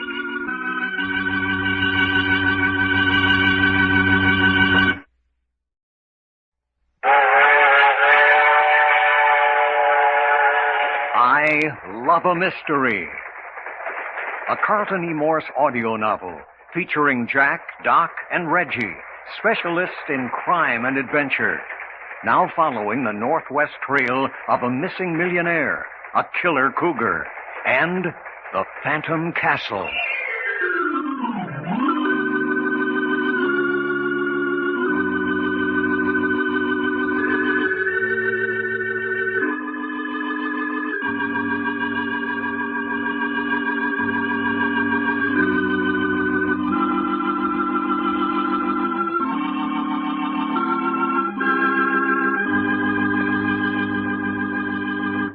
This is Fred Foy introducing Jim Harmon's presentation of Les Tremaine and Tony Clay in an original Carlton Morse thriller, The Fear That Creeps Like a Cat.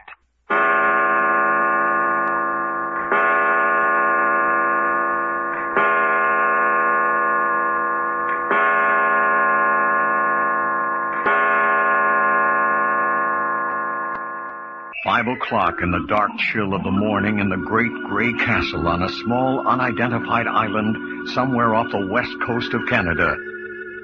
At last, Doc knows what is in store for him. He learned from Linda Joyce 2 hours ago when the two were locked down underground in a dungeon separated from a hungry mountain lion only by bars. Then he learned that in 2 hours, when the last of his poker chips are gone, he's to be turned loose on the island with a hungry cougar. And his only weapon of defense will be a knife with an 8-inch blade. Now he is back in the big rooms where he's locked up with Jack and Reggie. Well, doggone it, Jack, it's the darndest thing yet. Now, sit down, Doc, and tell us what happened. Yeah? Well, it's just like I said. About 2 hours ago, while you and Reggie were still asleep... Why didn't you awaken us, Doc? Anyway, Cooper come in here and got me and took me down into the cellar. Cellar? Well, anyway, a lot of underground rooms where he keeps his mountain lion and stuff like that. Is that where the cats are? Down in the lower regions of the castle? Well, some of them is, anyway. Yeah, go on. Well, and then he opened the door, and there was Linda. Down with the mountain lions? You ain't kidding there, none, fella. And what's more, she was chained to the wall. Doc, what are you talking about? I'm a-telling you, Jack. It's just like I said. One big room with iron bars reaching from the floor to the ceiling, running down the middle of the room. On one side of the room was Linda. On the other side, a big cat with green and yellow eyes, laying on his belly, watching her and gnawing and crunching bones. And she was chained to a wall down there with that thing? For 10 hours, she told me. How was she taking it? Pretty darn bad. Honest, I don't know when I felt so sorry for anybody. She's so blamed scared she wishes she was dead right now. Well, you don't look so composed yourself. Well, if you knew what I know... Well, why don't we? What are you holding out on us for? Now, Jack, looky. You seen them 2 poker chips? That's all you have left? That's all. 2 chips, 2 hours. And you know what's going to happen to me when those 2 hours is up. Doc, you know... Yeah, Linda told me. You know what she said, Jack? You know what that little old gal said to me, Jack, down there in the black hole, scared so bad she wished she was dead? And with that cougar thing gnawing and crunching and messing with them dead bones? Oh, look here. Doc, stop it. Yeah, well, I'll tell you what she said. They're stripping me down, Jack. Stripping me as clean as a whistle. Maybe they'll leave my shoes. I don't know about that. Doc, will you listen to me? No, you listen to me. It's kind of interesting, fella. Yeah, kind of interesting. Doc, please. Yeah, when they come and get me in my birthday suit, that is all except my shoes, maybe. They're going to turn me loose out there on the main part of the island with nothing but a stabbing knife. What do you mean, turn you loose on the main part of the island? Yes, they are. And that ain't all they're turning loose out there. No, sir, you betcha it ain't. They're turning loose a nice big tawny mountain lion that ain't had nothing to eat for 10 days. That's ridiculous, Doc. It ain't ridiculous. It's just the way Linda told it to me. Scared to death. Wonder if that's what was going to happen to her, too. It's happened before? Yeah, that's it. That's why the other folks before us who tried to find Alexander Archer disappeared out of the world and ain't never been heard of since. Unless you count that skeleton we seen out on the island yesterday, hearing from them. Doc, listen to me. I'm scared, Jack. I ain't never been scared in my life before. I know that now. And I'm only the first. There's you and Reggie and Linda after me. Yes, of course. Doc, stop sitting there rocking like that. Get hold of yourself. Everything fixed out there so the cougar can go any place I can. Sneaking up, crawling along in his belly, his mouth a-watering. Hamburger for a mountain lion. That's all I am. Living, walking hamburger. Jack, you slapped me. I did? Yeah, I had to do that to Linda down there in the cage. You all right now? Yeah, I think so. Still got the creeping jitters. And that's exactly what Cooper's been working for. He's finally broken you down. I was being down there in the dock with that thing, cracking bones and watching, and the smell, that meaty smell. Don't get started again. Are you sure you haven't been framed? Huh? Oh, what you mean? Are you sure Linda and the mountain lion weren't just a setup? That the whole thing wasn't just another of Cooper's experiments in fear? You mean Linda was faking? If you think she was, you're crazy. There ain't nobody could act like she was unless they meant it. Besides, she's Alexander Archer's niece. What's that? Yeah, she's been thrown in with Cooper so she could reach her uncle. That's why she was so interested last night when you told her Archer was here in the castle. So that's where she fits into the picture. Yeah, and that's why she's in trouble now. She got to looking around and found where Archer was being held. Just as she was getting to the room, Cooper caught her. That's something to know. But we're getting away from the subject. Right now, we've got to concentrate on you. And, fella, if anybody ever needed concentrated on, it's me. It's hard to swallow. It seems incredible that Cooper would do what you described. I know it's true. If a girl ever told the truth, Linda Joyce was a-telling it. Well, then we've got 2 hours to do something about it. I still wonder... Looky, Jack. What about that walk Cooper and Dr. Thorne took us on yesterday morning, out on the main part of the island? Quite. The moat of swift water about the castle so that once across the drawbridge, neither man nor beast can get back. And all the brush and undergrowth cut out. And all the limbs trimmed off the trees up 20, 30 feet.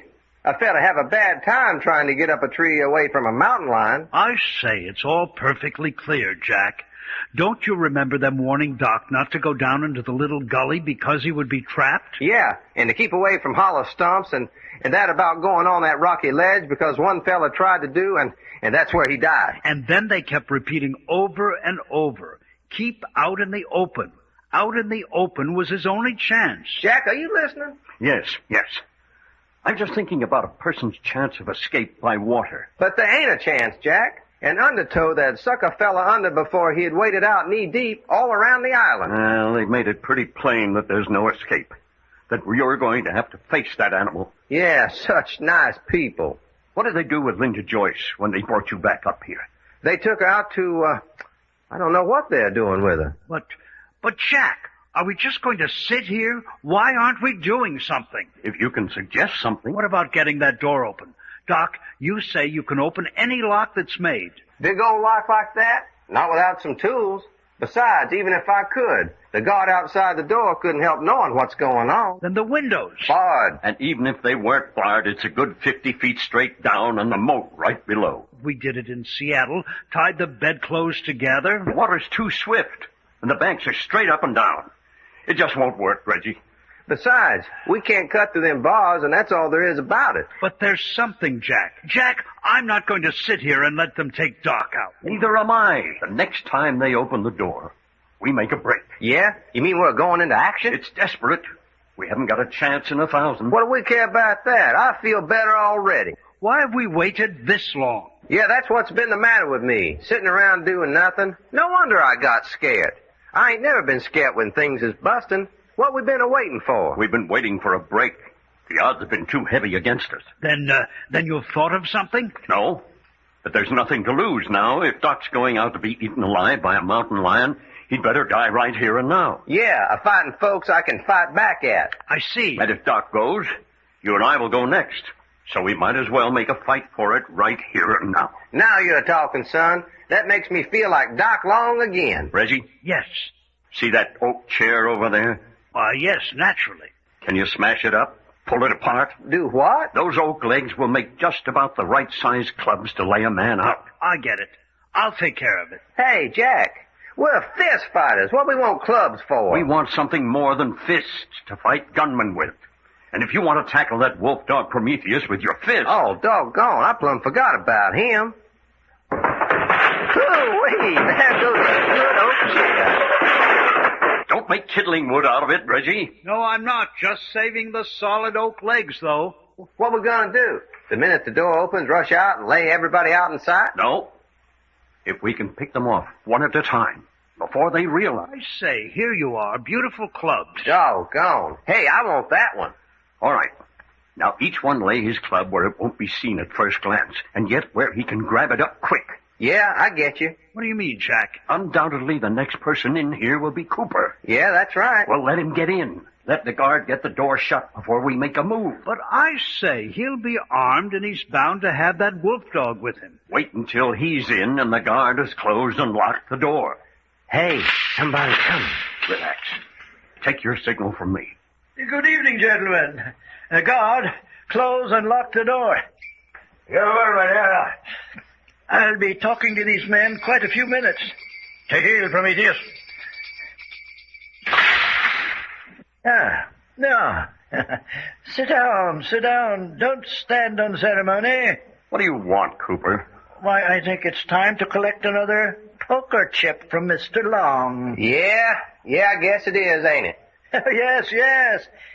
And that will leave you only one. Uh-huh. You want I should give it to you now? Oh, yes, if you will, please. Yeah. Here it is. Got him, Jack. I'm holding Cooper's body between me and the dog. Use the clubs, Reggie. Use the clubs. He's gonna jump. Look out. Won't never tear anybody's throat. Doggone. Anybody hurt? That brute slashed my arm, but not badly.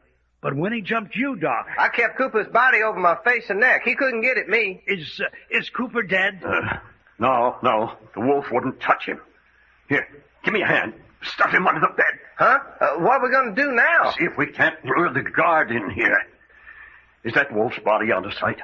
From the door it is. All right. Hey, guard! Hey there! What do you want? Cooper wants you in here. What does he want? Didn't you hear the noise? That wolf's gone mad. He wants you to shoot him. Is that what that noise was? Where is he now? We got him locked in the next room. Hurry up, will you? Did you say... Attaboy, Jack. Not so loud. Here, get his body into the room. Hey, what you shutting the door for? Listen, now comes the hardest part. We'll be shot on sight. So what? So we're not giving up, no matter what happens. Right? Right. Everything or nothing. And won't they be surprised to see me at the pearly gates?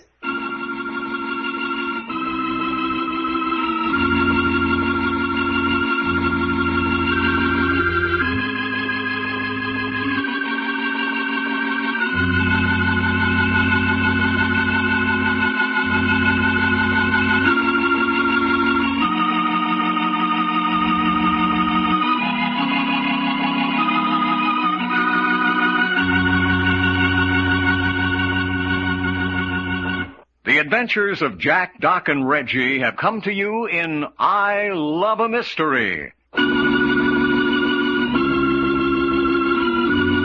Created and written by Carlton E. Morse. Scripts copyrighted by Morse Co. Incorporated. Produced and directed by story editor Jim Harmon. Featuring Les Tremaine as Jack Packard and Tony Clay as Doc Long. Consultants Frank Brzee and David Lloyd. Your announcer, Fred Foy. This presentation has come from Hollywood.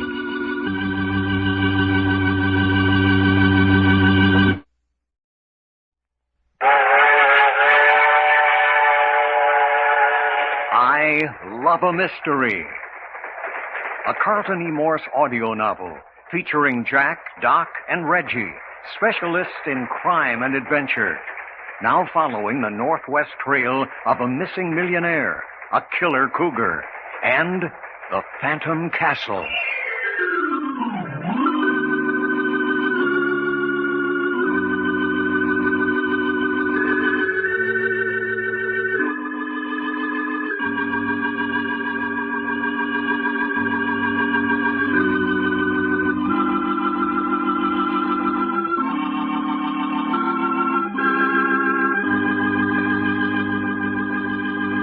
This is Fred Foy introducing Jim Harmon's presentation of Les Tremaine and Tony Clay in an original Carlton Morse thriller, The Fear That Creeps Like a Cat.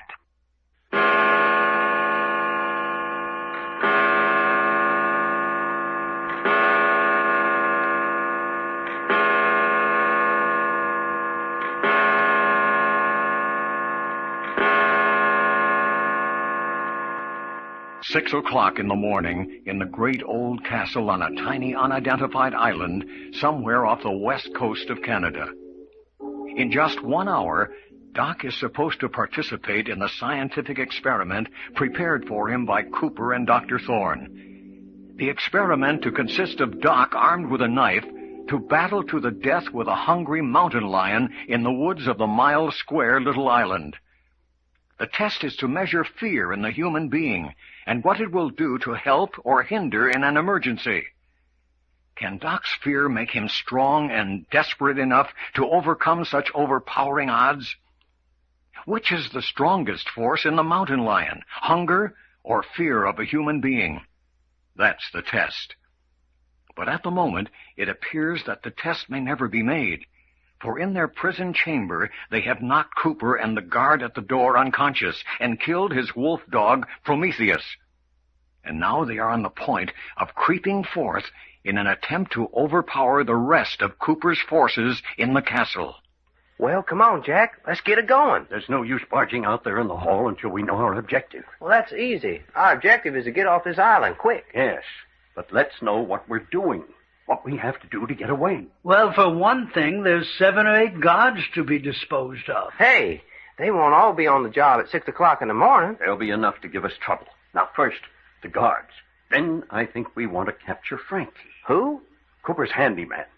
The fellow that's been slapping us around. But we haven't time for revenge now. But he's the one who piloted the launch in through the reef. Righto. We need him to take us safely out across the reef. Yeah, I hadn't thought of that. All right, then. That's our plan. Put the guards out of commission. Capture Frankie and make for the launch.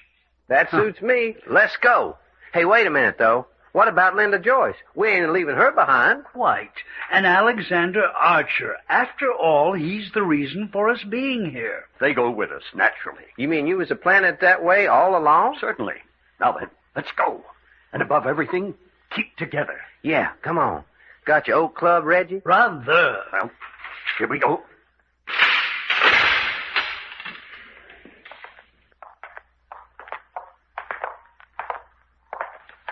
Here. Wait a minute. We're making too much noise. Take off your shoes, tie the strings together, and sling them around your neck. Yeah, okay. Only I hope somebody don't go and step on my toes. Man, do I hate having my toes stepped on. All right. What about it? I'm all set. Righto. Then let's go.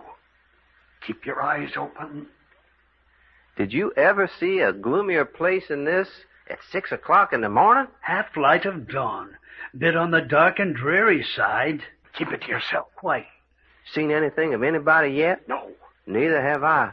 This here takes us down them wide marble steps to the main floor, don't it? Doc, will you keep quiet? Sure, why not? Darn these stone floors. My feet are getting cold. What you need is a gag. Now then, we're going downstairs. Doesn't seem to be anyone up here. Hey, Jack, let's put our shoes back on. I fight a lot better with my shoes on. Might as well. They won't make any more noise than your mouth. Of course not. Huh? What'd you say? Quiet. Come on, Reggie. Put your shoes back on. But we'll make such a bally lot of noise. Doesn't seem to matter. Apparently, the only guard on duty was the one we got in front of our door. If that's the way it is, then all we got to do is find Frankie and Linda and Archer. Sure, that's all. Well, it is. Do you know where to start looking for any one of the three? Huh? No, but... Well, come on downstairs and see what we can do about clearing the coast for a quick getaway. You see, we ain't making so much off of no... Jack, Doc, wait. What's the matter, Reggie? Look, down there in the shadow. Well. Doggone. A guard sitting down there with a gun across his knee. Apparently sound asleep. Jack, how about me tiptoeing down there? Nothing of the kind, Doc. I saw him first, and if any one of us goes down after him, I go. One person would have a much better chance of getting down without waking him. Sure. How about me getting started, Jack? I'll go myself and settle the argument. Hey, no. What about it, Doc? Okay, let him go. Only smack him good, Reggie. You think I won't? You got a lot of steps to go down. Take it easy. Righto.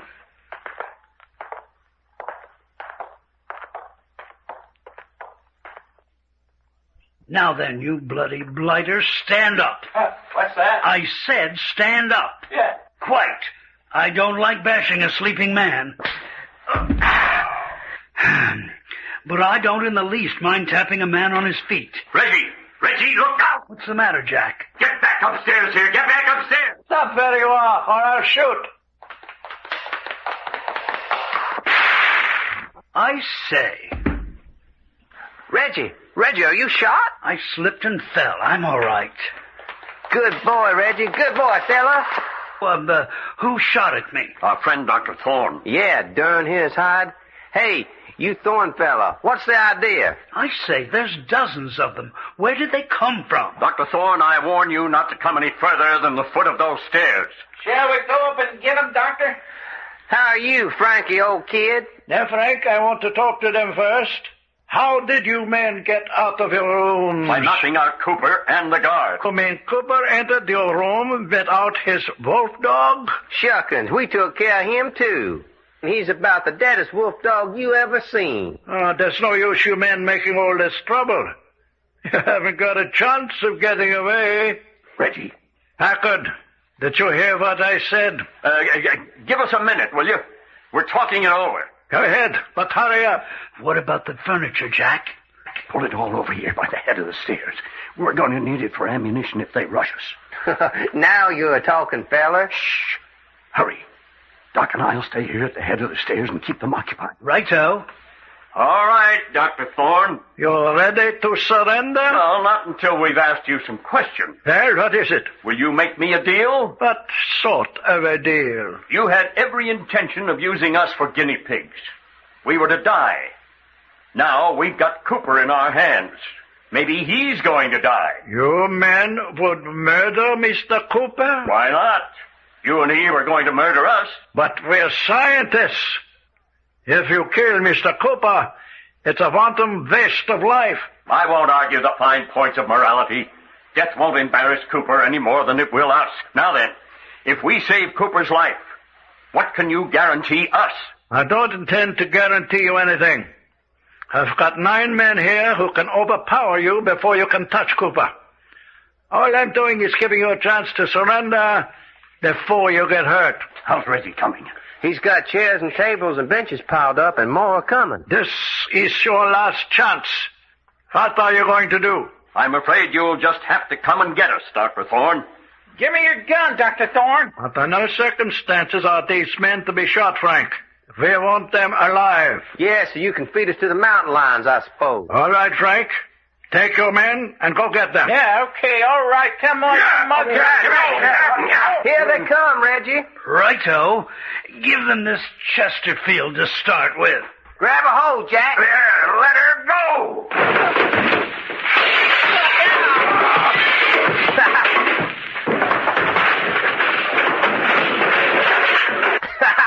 Doggone. We sure busted up to charge of the light brigade that time. Righto. Ooh-wee, looky at 'em.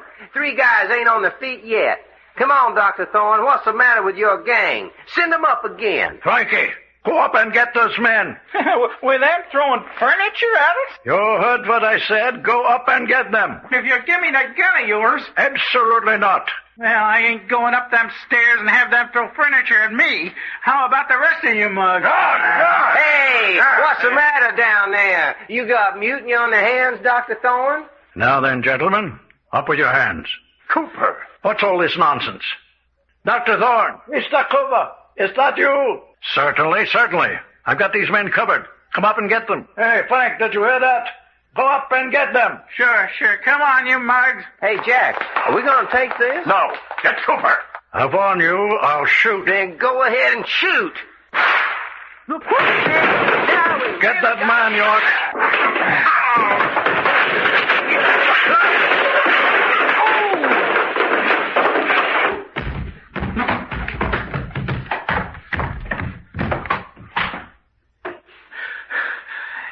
Well, Mr. Cooper, that's all of them. You shouldn't have let Mr. York roll down those stairs like that. He's unconscious. How about Packard and Mr. Long, Dr. Thorne?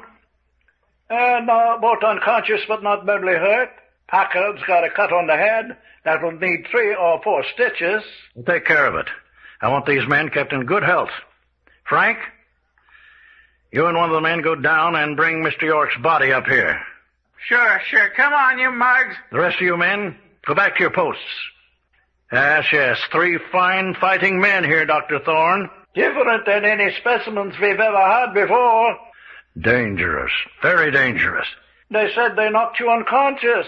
Yeah, they did. I recovered. Made the mistake of not tying me up. You certainly saved this situation. That's it. Lay him down over there. Easy with him. That's all. Sure. Come on. What did you find, Dr. Thorne? How was Mr. York? Nothing broken. Good. That's very good. That blow on the head that knocked him unconscious? No, might be a slight concussion, but I doubt it. There's a fine figure of a man, Doctor. A fine figure of a man. Youth. And courage and spirit. Yes. You know, Dr. Thorne, if we can create real fear in that magnificent body, his feats of strength would be prodigious. Prodigious. What about Doc Lorne here? He has just a half hour more until we should begin preparing him for the experiment. Yes, the experiment. Will he be fully recovered by that time? I can get him ready. He'll have his full strength and a clear mind? Positively. Good. Then I'll go along and tell Frankie to prepare Cougar. You're using the tawny lioness, aren't you? Yes, gaunt, hungry, viciously hungry.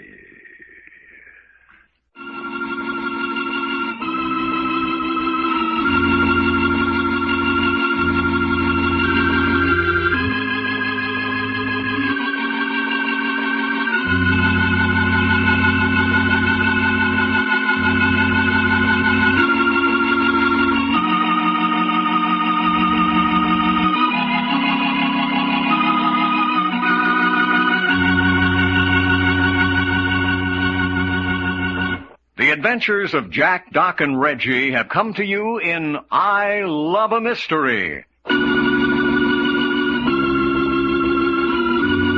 Created and written by Carlton E. Morse. Scripts copyrighted by Morse Co. Incorporated. Produced and directed by story editor Jim Harmon. Featuring Les Tremaine as Jack Packard and Tony Clay as Doc Long. Others in the cast included Jim Harmon as Frankie, Jack Lester as the rustic Mr. Cooper, Art Hearn as Captain Frenchie, Corey Seaton as Laura, and Barbara Gratz as Mrs. McGinnis. Consultants, Frank Brzee and David Lloyd. Your announcer, Fred Foy. This presentation has come from Hollywood.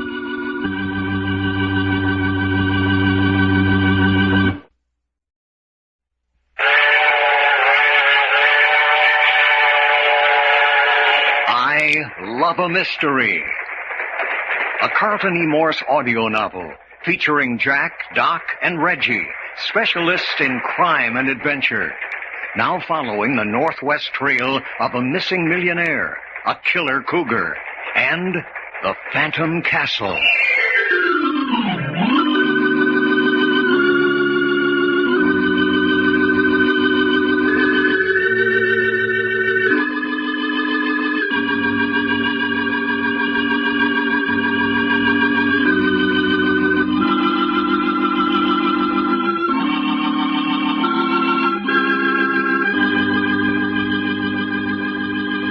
This is Fred Foy introducing Jim Harmon's presentation of Les Tremaine and Tony Clay in an original Carlton Morse thriller, The Fear That Creeps Like a Cat.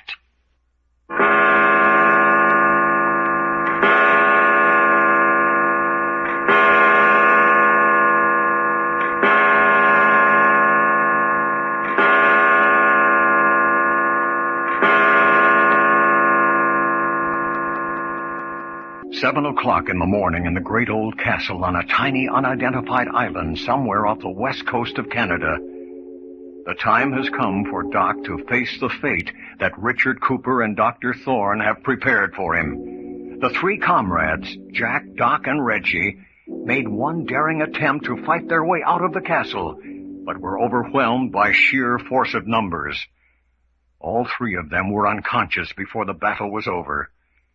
That was an hour ago, and now at 7 o'clock all three have been restored to consciousness and are seated in the great reception hall, their wrists handcuffed to their chairs. Well, if I gotta go, why don't I go and get it over with? All in good time, Mr. Long. All in good time. Gonna take me out there and toss me to a mountain lion, huh? Oh, no. That isn't the idea at all. It ain't, huh? You mean me and one of them cougars ain't gonna fight it out among ourselves out there on the island? Ah, Dr. Thorne's coming with his instruments. Hey, what instruments? Oh, yes. Are you ready, Dr. Thorne? Yes, I believe, Mr. Cooper, I believe I am. I see you have Mr. Long stripped to the waist. Now, you looky here. What's going on here? What you got there? Just sit quietly, Mr. Long. How am I going to do anything else with my wrist handcuffed to my chair? Yes. Now, if you just take this thermometer into your mouth. Hey, I don't know whether I... Thank you. Just close your lips. Now then, Mr. Cooper, will you make notations? Oh, yes. Certainly, Dr. Thorne. Pulse normal? Normal, eh? Yes, respiration slightly over normal. Some slight sign of agitation, Dr. Thorne? Oh, yes. Reflexes greatly sharpened. Pupils of eyes slightly enlarged. Reflexes sharpened. Pupils enlarged. Now then, let's have that thermometer. Yeah, you should ought to flavor your thermometer, Dr. Thorne. Make it more interesting to suck on. Temperature varies slightly on the eyes. Will you tell me what you're all doing this for? Outward signs of nervousness expressed in continued shifting of feet. What you mean, shifting of feet? Yes, doctor. And increased strident quality in voice. Doggone you fellas. Yes. And wouldn't you put down that startled curiosity which he shows in each of our statements? Wouldn't you put that down to a rising fear? Oh, definitely. Jack, I can't stand it any longer. I tell you, I can't. Sitting here like this and watching them make cold-blooded analysis of Doc. Will you cut it out, Reggie? You're certainly not helping Doc's morale any with your hysteria. What do I care? I'm afraid. Do you hear me? I'm afraid. Hey, Reggie, cut it out, will you? No, I won't. If you think I'm going to sit here and like it while those two inhumane jackals sniff about for living human flesh to destroy... Reggie! You crazy fool! Well, Mr. Cooper, it appears a fine case of hysteria has developed right under our noses. Yes. Interesting. Get away from me! Do you hear? Now, my boy. I warn you, don't come near. I'll sink my teeth into the first one who comes within range. The fear of the trapped animal, courage of terror, desperation. Well, what else are we but trapped animals? Caged, examined, talked about to our faces as impersonally as though we didn't understand. Monsters, you monsters, do you understand? Mr. Cooper, this specimen is developing into a much more interesting case than the others. Hey, I resent that. Specimen? Interesting case. Doesn't it occur to you that we're living human beings like yourselves? No, not like that. No, I'd rather die like this than be contaminated with the stain of blood on your hands. I think we should send Mr. York out this morning instead of Mr. Long. Now look what you went and done, Reggie. Send me out? Go ahead, send me out. I'd rather be any place than chained to this chair, tortured in mind and body, waiting. No, go away. Don't come near me. Get behind this chair, Dr. Thorne. Put a gag in his mouth. Then he can't bite. No, I tell you, keep away. There. That'll take care of his desire to bite. Now then, Mr. Cooper, will you write down these new observations? Well, let's see. I think he's in our files as specimen H24, isn't he? That's right, yes. Jack, what's eating Reggie anyway? None of us is showing up to a very good advantage on this adventure, I'm afraid. Something queer here, Mr. Cooper. Huh? Oh, what's that? Pulse normal, respiration normal. But good heavens, Dr. Thorne. A man couldn't be in this fit of hysteria and show normal heart and lung action. I know. Look at the pupils of his eyes. Nervous reflexes. Perfectly controlled. But see here, Dr. Thorne. What does it mean? Mr. York. You're a fraud. What's that? What did you say, Thorne? Your friend York here is apparently trying to assume the role of a hysterical man for some purpose of his own. Take the gag out of his mouth. Yes. So that was it. What you mean, Jack, so that was it? There you are. What's the idea, Mr. York? Did you think you could fool me for 1 minute? I didn't know. I hoped I could. But why, young man, why? What was your object? I thought if I could sell you on the fact that I was in a sweat of terror, you would send me out instead of Doc. Hey, what you talking about? You were trying to muscle in on my date with that there mountain lion? Well, if you want to put it that way. Well, darn your ornery hide, Reggie. Dear. Apparently the spirit of altruism is pervading the halls of science. And I don't suppose you'd understand that, would you, Cooper? No, I don't think I do. Well, that's another nice little paragraph for your treatise on fear. That in the ordinary human, the desire to come to the aid of a fellow being in distress is stronger than fear, even the fear of death. Mr. York's wasting our time. I think we have a complete record of data on Mr. Long. All right. I'm a-going out and face a mountain lion. What else? The problem in fear psychology, which we're studying today, is twofold. First, to what heights, what super strength, What cunning can the human mind and body be raised when stung by the lash of fear? Number 2. We know that the mountain lion is a cowardly beast. We are interested in finding out whether hunger is a stronger force in a cowardly animal, or whether fear will dominate even the gnawing pangs of hunger. Well, an interesting experiment. Vital to our study. There's only one trouble with your experiment. Yes? What's that? Doc isn't afraid. I wonder. Cooper, perhaps this would be a good time to tell him the rest. Yes. Yes. We have a little surprise for you, Mr. Long. Yeah? Yes. We've decided at the last minute that you are not to go on this last adventure alone. I say, will you send me? No, that's not possible, Mr. York. You mean Jack? No, I'm speaking of Linda Joyce. Hey! Cooper, you don't mean Yes, that. I do, Mr. Packard. Linda Joyce. But the girl, you can't do that. She won't have a chance.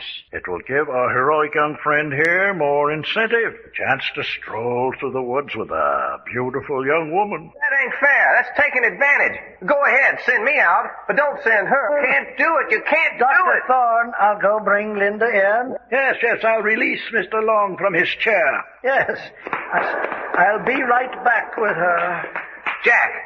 Jack, ain't there something we can do to stop this? There's nothing, Mr. Long. Now then, when I release one wrist, lay it over on the other. One hand is still cuffed to the chair, and your ankles to the legs of the chair.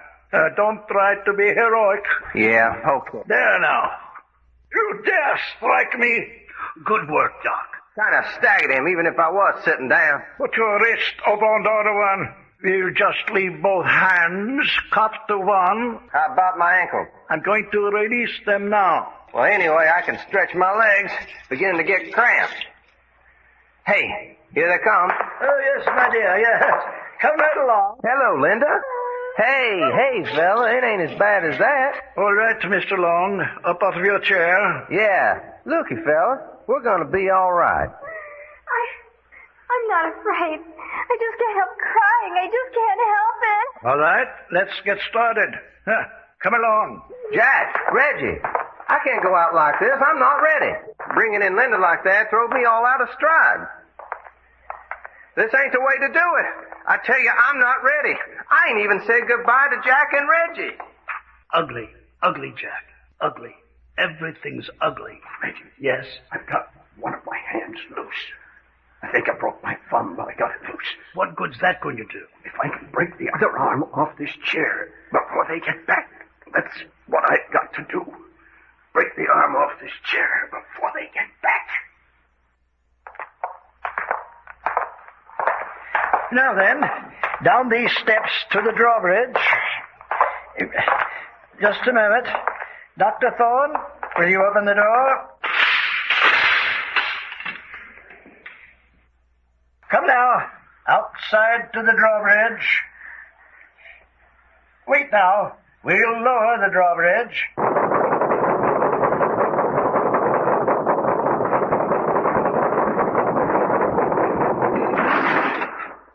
Right across now.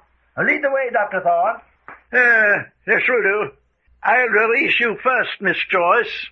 Now you, Mr. Long. Keep your gun on him, Mr. Cooper. There you are, Mr. Long. You'll find a knife with an 8-inch blade stuck in that first tree over there. You'll have 5 minutes before the lioness is released. All right, Mr. Cooper. Back across the bridge. Goodbye, Linda. Good luck, Mr. Long. Raise the drawbridge, Mr. Cooper. Hello there, fella. Doc, what's going to happen to us? I reckon my mama was right, Linda. She always said I'd come to a bad end.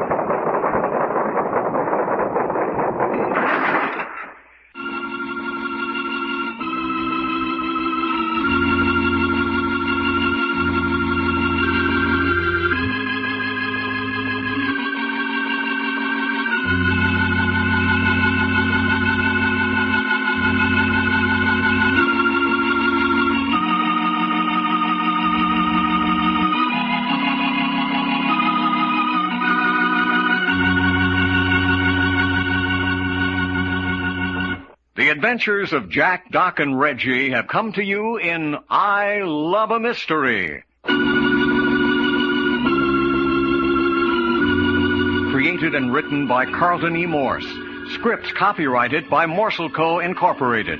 Produced and directed by story editor Jim Harmon. Featuring Les Tremaine as Jack Packard and Tony Clay as Doc Long. Consultants Frank Brzee and David Lloyd. Your announcer, Fred Foy. This presentation has come from Hollywood.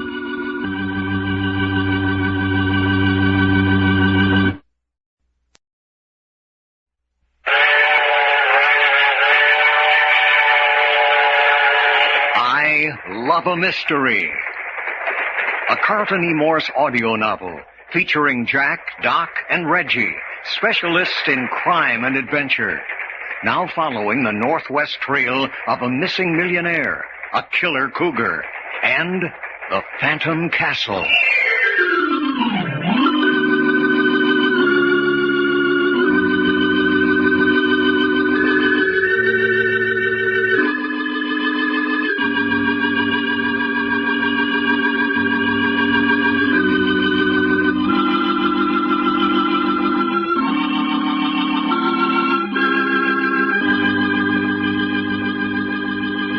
This is Fred Foy introducing Jim Harmon's presentation of Les Tremaine and Tony Clay in an original Carlton Morse thriller, The Fear That Creeps Like a Cat.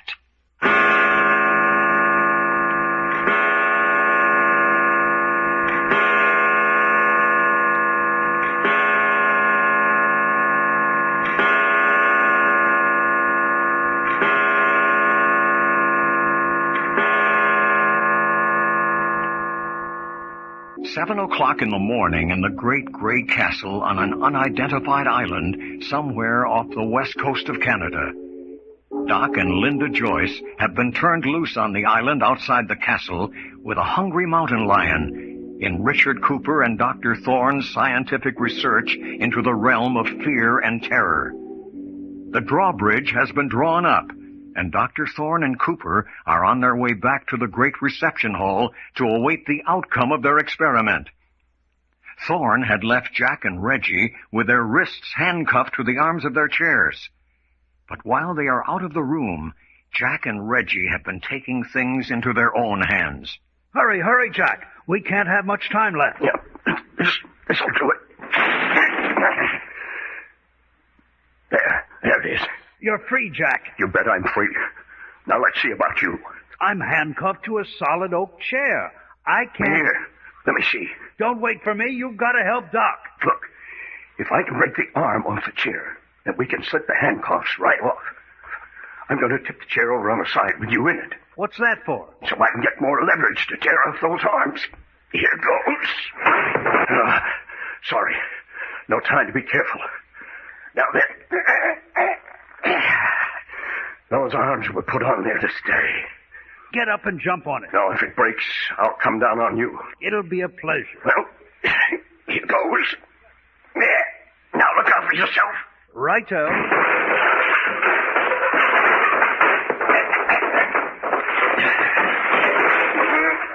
I say, that did it. Yeah. Did I hurt you? Not at all. Now the other side. Turn the chair over. Over you go. There. This arm doesn't seem to be as solid. All right. Here goes. I hit on the back of my neck. Hurt you? It's all right. Listen. Cooper and Dr. Thorne coming back. Quick, over by the door. One on each side. One shot on the jaw apiece. Don't miss. I'll give the word. Hold it now. Get him, Reggie! Got him! Yeah, quick. Dr. Thorne has the keys to these handcuffs. Which only goes to prove Richard Cooper and Dr. Thorne didn't have anything a solid clip on the chin wouldn't cure. Well, here they are. Let me unlock the cuffs dangling from your wrists.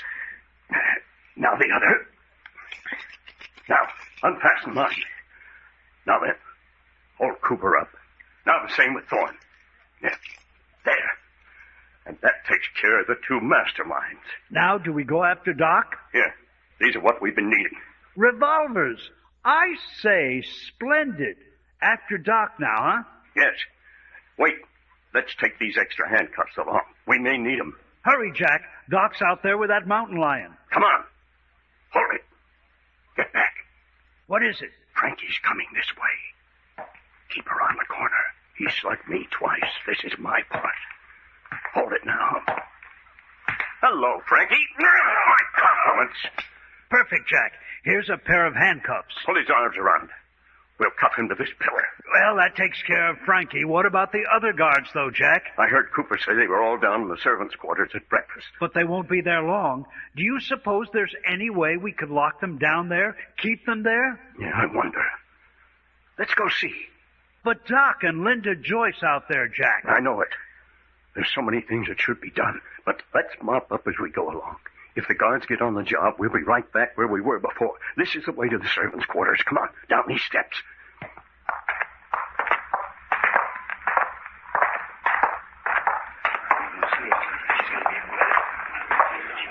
Listen. I hear voices.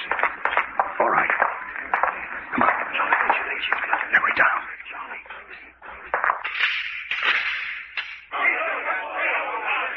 Quiet! Don't a man move or make a sound. We'd just as soon shoot as look at you. Reggie, go over there at the other end of the room and lock that door. Right. You'll be interested to know that Cooper and Dr. Thorne are in chains along with your fellow thug Frankie. Jack. Yes? I can bar this door from the outside, the same as that other one. Go ahead. Then come around here through the passage. You men are prisoners. You'll remain in here until we get this situation cleaned up. Thank you for your attention. Good morning. Shoot the bars into place. One more. There. Now chain them into place. That you, Reggie? Quite. No one will ever get out that door. Nor this one. I think we got them all, too. I counted 11 in there. Now, can we go after Doc? You bet. And on the run. Come on. Up the steps. This way, Reggie. This way to the drawbridge. There. Here. This is the door leading out to the drawbridge. And there she is. Here. Wait a minute. How are we going to lower it? Jack, we haven't time to wait for that. Well, if you can tell me how we're going to get across the moat. Wait a minute. What did Cooper do? He didn't press a button. I was watching him. He said, watch this. And as he raised his hand, the bridge began to descend. Just being dramatic, Hey, maybe that's it. Maybe he's using a magic eye. Raise your hand, Reggie, and walk back and forth along the rampart. Everything else that's happened is on a par, so that's his secret. The magic eye. Here we go. We've begun, Andy, with that lion loose. They're bound to hear us. Doc! Doc! Jack! Reggie! Here we are! Wait a minute. Let's get the direction. Here we are! Here we are! Hurry, please! This way, Reggie.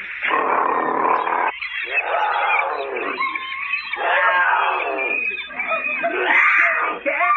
Oh, hurry! Hurry, please! We're getting there. This way! This way! Come on, son. Let's get this here thing over with. This way! There she is. I see her through the tree. Why didn't you come sooner? Why didn't you come sooner? Linda, where's Doc?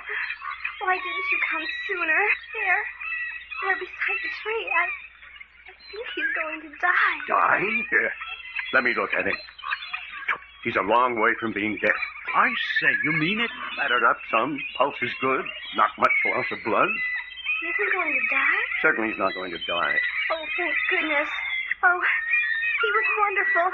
Wonderful. I say, where's the mountain lion? Over there. Dead. What's that?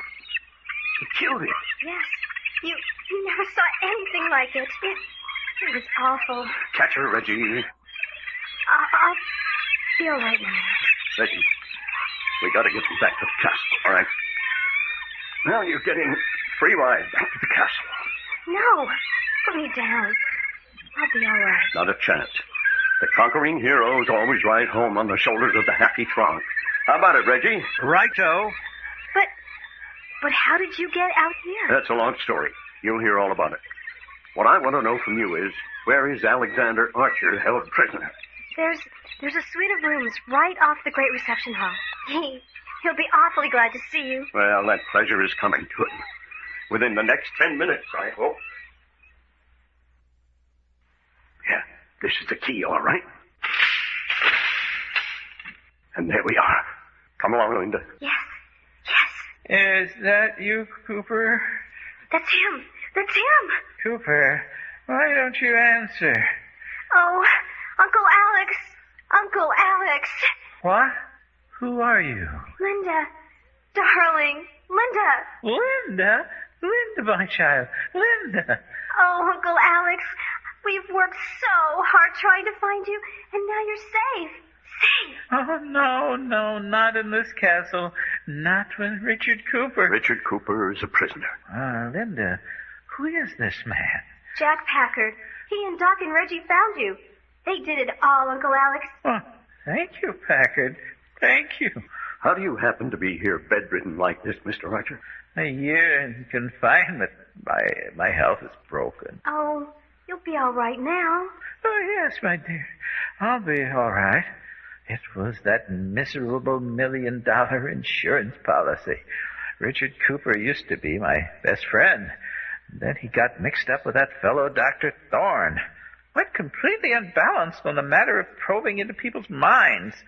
Then they began to need money. I had made Cooper executor of my estates. We were that close. But when he began to show signs of unbalance, I decided to take things out of his hands. And that's when he turned against you. That's right. He and Thorne got the idea of kidnapping me and pretending I was dead. $1 million on my life would go to the estate which Cooper was executor. Well, it's surprising the insurance company didn't suspect Cooper from the start. In the outside world, he has a very fine name. He was a fine man before he got mixed up in all this. Oh, let's don't talk about it now. Let's get out of here. You think you can be moved, Mr. Archer? You mean we can get out of here? Reggie's getting the launch ready. Cooper and Dr. Thorne are aboard. The reef. Frankie is the only one who can take the launch through the reef. Don't worry about that. Frankie's down there at the wheel now with a gun at his head. He'll take us through the reef, all right.